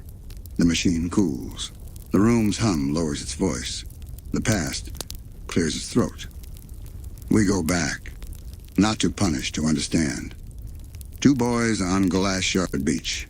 Two futures, braided until pride and accident cut the cord. A scholarship that slipped, a promise that didn't. A fight that said you ruined me and meant don't leave me. Then years of parallel roads, Ford toward the math of miracles, Stan toward the art of survival. We watch the notebooks begin, the blueprints bloom, the triangle smile from the corner of a dream. We see Fiddleford's brilliance and the day too much light rearranged his shelves. We see the portal's hunger misnamed as elegance. And then the hinge. Ford, half a word from wait. Stan, half a second from stop. Gravity, half a breath from please. Hands miss. The world chooses absence for someone who had always chosen presence for everyone else. After that, the ledger fills with 30 years of one man making a town laugh upstairs while building a bridge downstairs. Shame used as fuel, love used as religion, stubbornness used as spine. He takes a brother's name, not as theft, but as vow, to keep the story threaded. until it could be stitched. And now, the receipt. Ford steps out of unthinkable distance and into a room that smells like home and failure and pancakes. Gratitude is immediate. Forgiveness is slower. Both are honest. They speak the dialect of family. Half jokes, half bandages. Why didn't you? I tried. You should have. I couldn't. The past listens, patient. The twins listen too, learning that heroes and screw-ups are sometimes the same person at different hours. The town, for its part, intuits the weather change without needing a forecast. Pines lean in. The bell tower rings a little kinder for the rest of the day. By night, chairs have been pulled into a rough circle. Tea goes cold and is replaced repeatedly. The journals lie on the table like elders at a reunion. Ford's voice finds its hallway echo cadence. Stan's finds its stage-left heckler warmth. They tell everything that can be told without breaking open what needs to heal. The kids ask the best questions, the ones that feel like offering a hand, not pointing a finger. A line is drawn, not as a wall, but as a trail marker. From here on, we walk together even when we argue. It is not legally binding. It binds anyway. Upstairs, the attic learns a new nighttime. The sound of 4 people breathing, then 3 as one falls asleep in a chair, then 2 as another carries a blanket to someone who doesn't ask for help and gets it anyway. Downstairs, the portal idles like a faithful truck. It has done its great job. It would like smaller jobs now, please. Outside, Gravity Falls files the day under miracles achieved by paperwork and love. Sleep visual. 2 shadows on the shack's front step, broad-shouldered, stubborn, tilting toward each other as the porch light clicks off. Upstairs, the kid's window glows for a moment longer, then dims. Breathe in. Sea glass memory, hot tea, graphite, and old leather. Breathe out. Blame softening, names restored, a house relearning its heartbeat. The door opened both ways. What mattered walked through. Rest easy. Tomorrow will bring games and elections, unicorn wards and road miles. But for tonight, the ledger balances, the past sits down, and the future politely knocks. Even the calmest summer eventually asks for a rulebook. Gravity Falls obliges with dice, ballots, and a unicorn that knows when someone's telling the truth to themselves. Dungeons, dungeons. More dungeons. S2. E13. Rain taps the windows like fingertips practicing a spell. Indoors, a cardboard screen becomes a castle wall, and a table becomes a world. Dipper unboxes a game whose rules read like poetry to numbers. Ford, freshly returned, eyes bright with the good kind of obsession, leans in as if he's been waiting 30 years to throw a die and mean it. It's only pretend until pretending gets persuasive. A grudge slips out of the rule book in the shape of a creature who takes rules very seriously. Many monsters beam with the satisfaction of being invited to the big table. What could have been danger turns out to be rehearsal. Solve with wits, cooperate under pressure. Remember that friendship is the only stat that scales to infinity. Mabel, commander of Cozy Fun, mixes snacks with strategy and keeps the room human-sized. Suze rolls a natural 20 on kindness. Dipper and Ford find a rhythm that sounds like curiosity sharing a chair. When the last boss becomes a story instead of a threat, the house exhales. Dice are gathered. Pieces nap in velvet bags. Someone yawns in the proud way you do after winning fairly. Lesson tucked into the snacks. Imagination makes rooms larger. Rules work best when everyone feels welcome at the table. The Centurion candidate, S2E14. Democracy visits the town hall in its favorite outfit. Handmade signs, folding chairs, cookies. Gravity Falls chooses a mayor whenever it feels like it, which is to say when the bell tower and the bulletin board agree they're bored. Stan, who prefers stages to podiums, steps into a campaign because the town is in the mood for both. Politics in any town is a play about listening. This one includes a subplot about persuasion magic and a chasing of microphones that looks an awful lot like a farce. The kids keep it honest. Dipper fact-checks with the patience of a weather vane. Mabel tunes the crowd with laughter and care. Ford watches, protective, as if he could keep his family safe by calculating a better angle for the spotlight. At the end, the votes sort themselves with the tidy click of coins in a jar. The town chooses decency and jokes, and the right to keep being odd without permission. Stan doesn't win the office. He wins something better. Proof that this place knows the difference between a show and a shelter, and that he is, stubbornly, both. Lesson tucked behind the curtain. Authority without empathy is noise. Community is the real seat of power.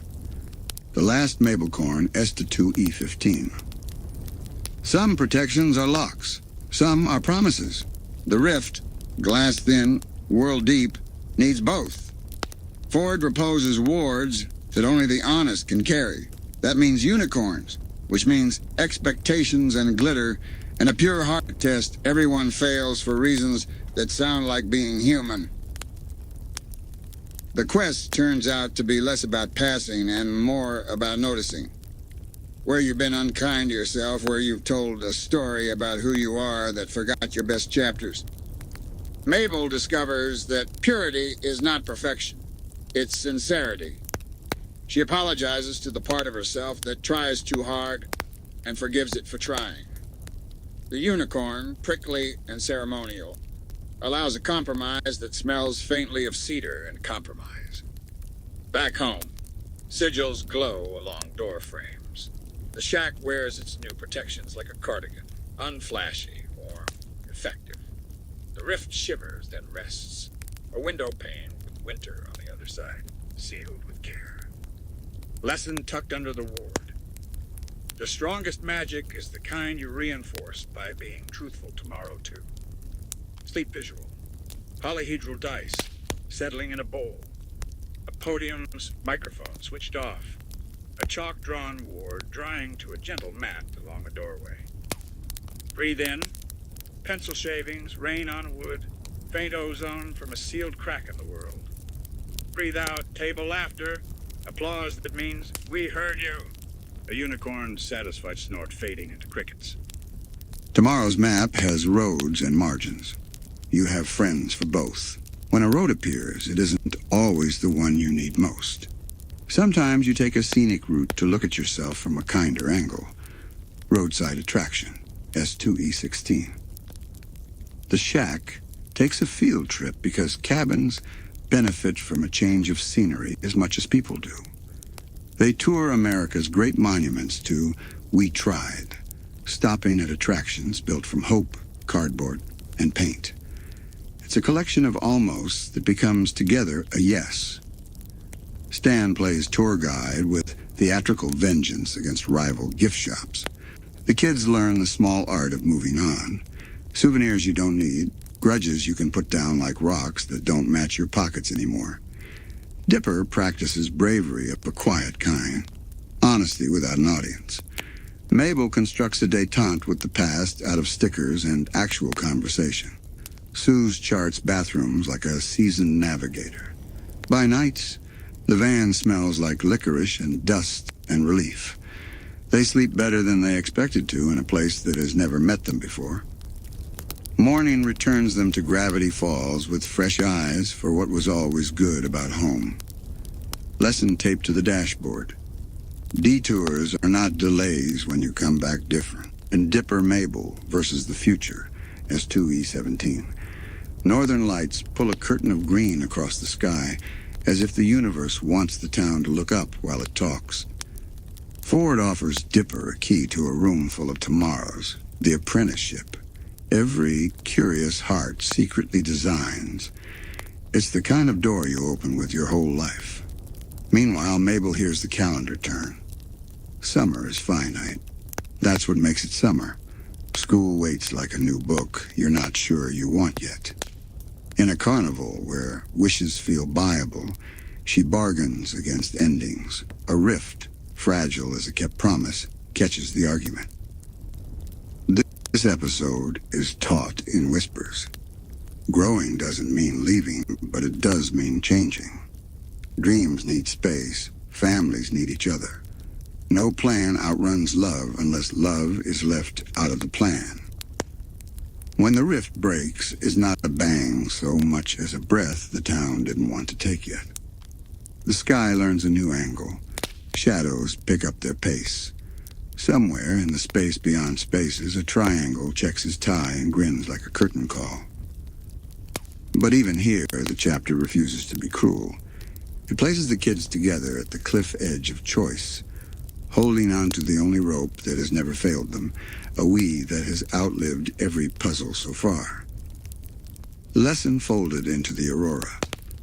The future is negotiable when you invite your favorite people to draft it with you. Sleep visual. A paper map on the van dashboard. Highways traced in marker. Later, green ribbons of sky reflected in the shack's attic windows as two silhouettes talk until the lights go softly out.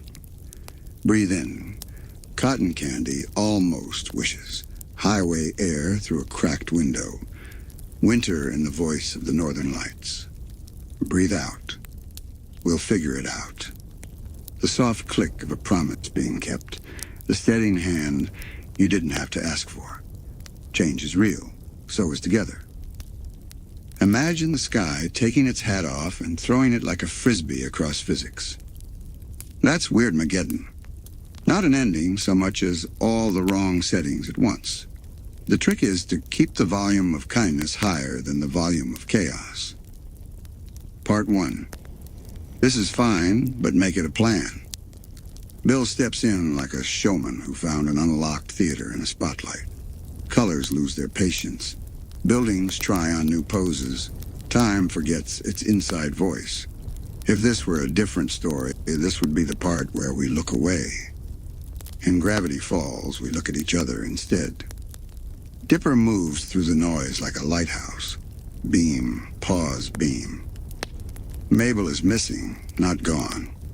The difference matters. The town scrambles into new shapes of courage. Saz proves again that caretaking is a superpower.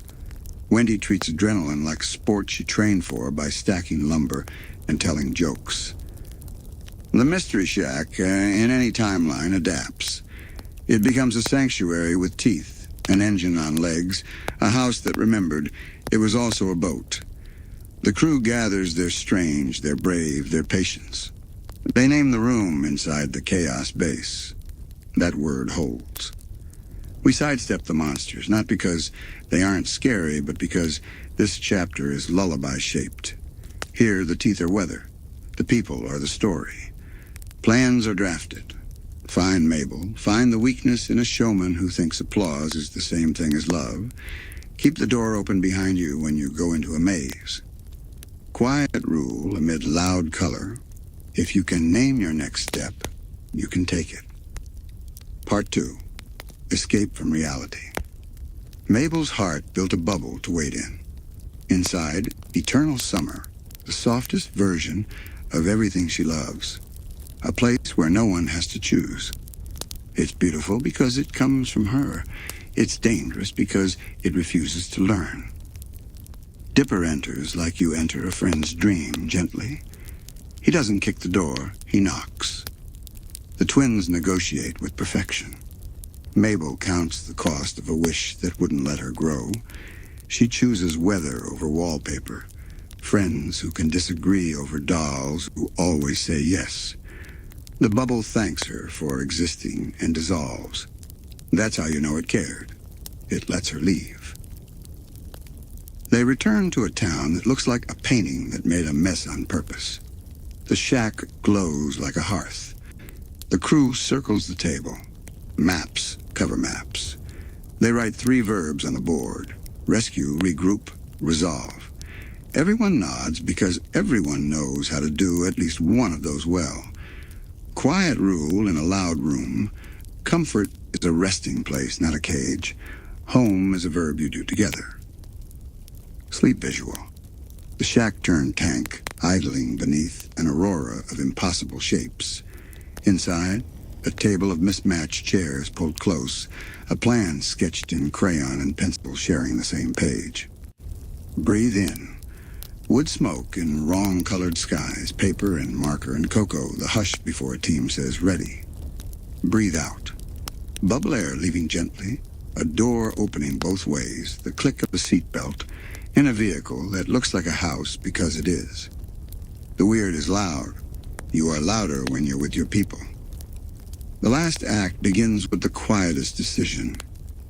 To believe you can end a storm without becoming one. Part 3. Take back the sky. Bill builds a throne from spectacle. Gravity Falls builds a resistance from eye contact and casseroles. The twins, the Pines men, Wendy, Seuss, Pacifica, McGucket, Blendon, peeking from the folds of seconds, everyone arrives with their specific usefulness, the only kind that matters. The rescue of the town is a collage. The shack as ramming ramen of kindness. Ford's mind for angles, and Stan's mind for people arguing toward the same yes. Mabel's sweaters weaponized into morale. Dipper's notebook brain spotting the stitch to pull. Sue's driving like a lullaby, steady, surprising, perfect timing. At the center sits Bill, charming as ever, hunger disguised as humor. He wants into a mind the way a locksmith wants into a safe. The family chooses a gambit that hurts and heals at once. Memory is shield, love is solvent. In the mindscape where the final bargain plays out, the triangle mistakes gentleness for weakness. He loses because he never learned the math of sacrifice. Here is the bedtime version of what happens. One brother holds the line so hard he lets go of himself. The other brother holds him through it so long that letting go becomes coming back. A flame eats the wrong blueprint. A room with too many corners collapses into a dot. Outside, the sky remembers how to be blue, then pink, then night. The town lands like a flock returning to branches it knows. Confetti in the wreckage, laughter in the dust, soup on every stove. The bell tower rings a tone that sounds like starting over without losing what you learned. Epilogue. Signatures, keys, and a bus window. Recovery, like summer, moves at its own speed. The shack reopens with jokes that survived the end of the world, and a tip jar labeled, "Thanks for not being triangles." The townspeople sweep, hammer, repaint. They also sit on porches and learn each other's middle names. The government pretends nothing happened. Gravity Falls considers the pretense a gift and sends it home with apple butter. Stan, who gave up everything that mattered in order to keep what mattered, sits blank for a minute that feels like forever, then forever softens.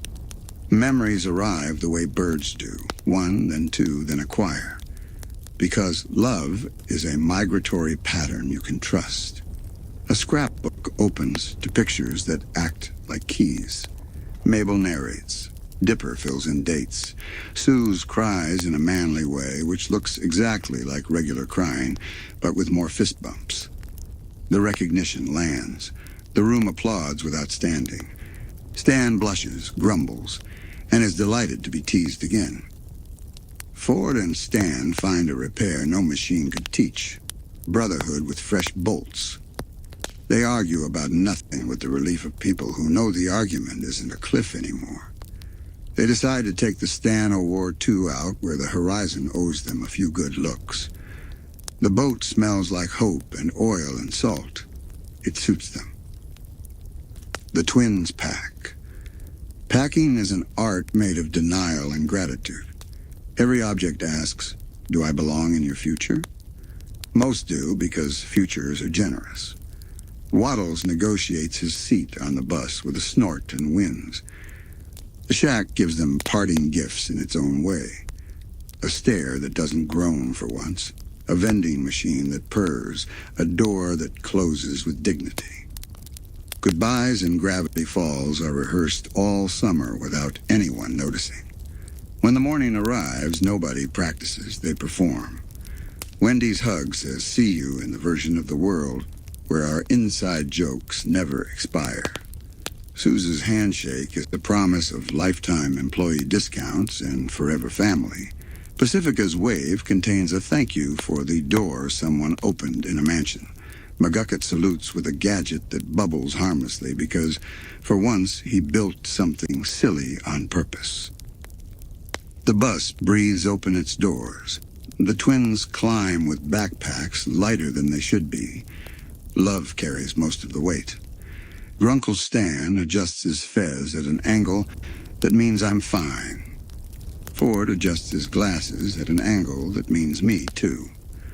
The bell tower rings not like an ending, but like a graduation. Same note, different name. The road out is the same road in, which is how roads apologize for pretending to be linear. The pines along the highway nod with a green sound. The town shrinks in the window into a single sentence you can keep in your pocket. You are brave and kind here. You can be both anywhere. On the bus, the twins hold the scrapbook open between them like a campfire. The pages glow with the polite magic of paper that knows it's important.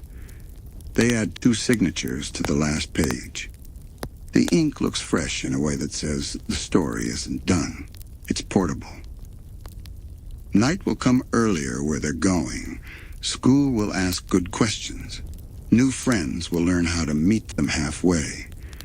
The journal, a version of it, will live in their heads, whispering the same 3 rules it always did. Be curious, be kind, be careful. The 4th rule, the one they wrote together, is the one they'll hear when the world is too loud. Call each other. Final sleep visual. A bus window reflecting pine sliding backward. 2 heads leaning together. A scrapbook open to a page filled with signatures. A shooting star sticker and a pressed pine needle. Somewhere far behind, the Mystery Shack's porch light clicks off, then on, as if winking. Breathe in. The clean smell after a storm, cardboard boxes, a bus's steady engine. Breathe out. See you soon. The wrap-up laughter of a small crowd. The soft thud of a journal closing for now. You're safe. The whole timeline fits under your pillow now. When you need it, open to any page. It will meet you there, in order, out of order, always in kindness. Good night under the pines.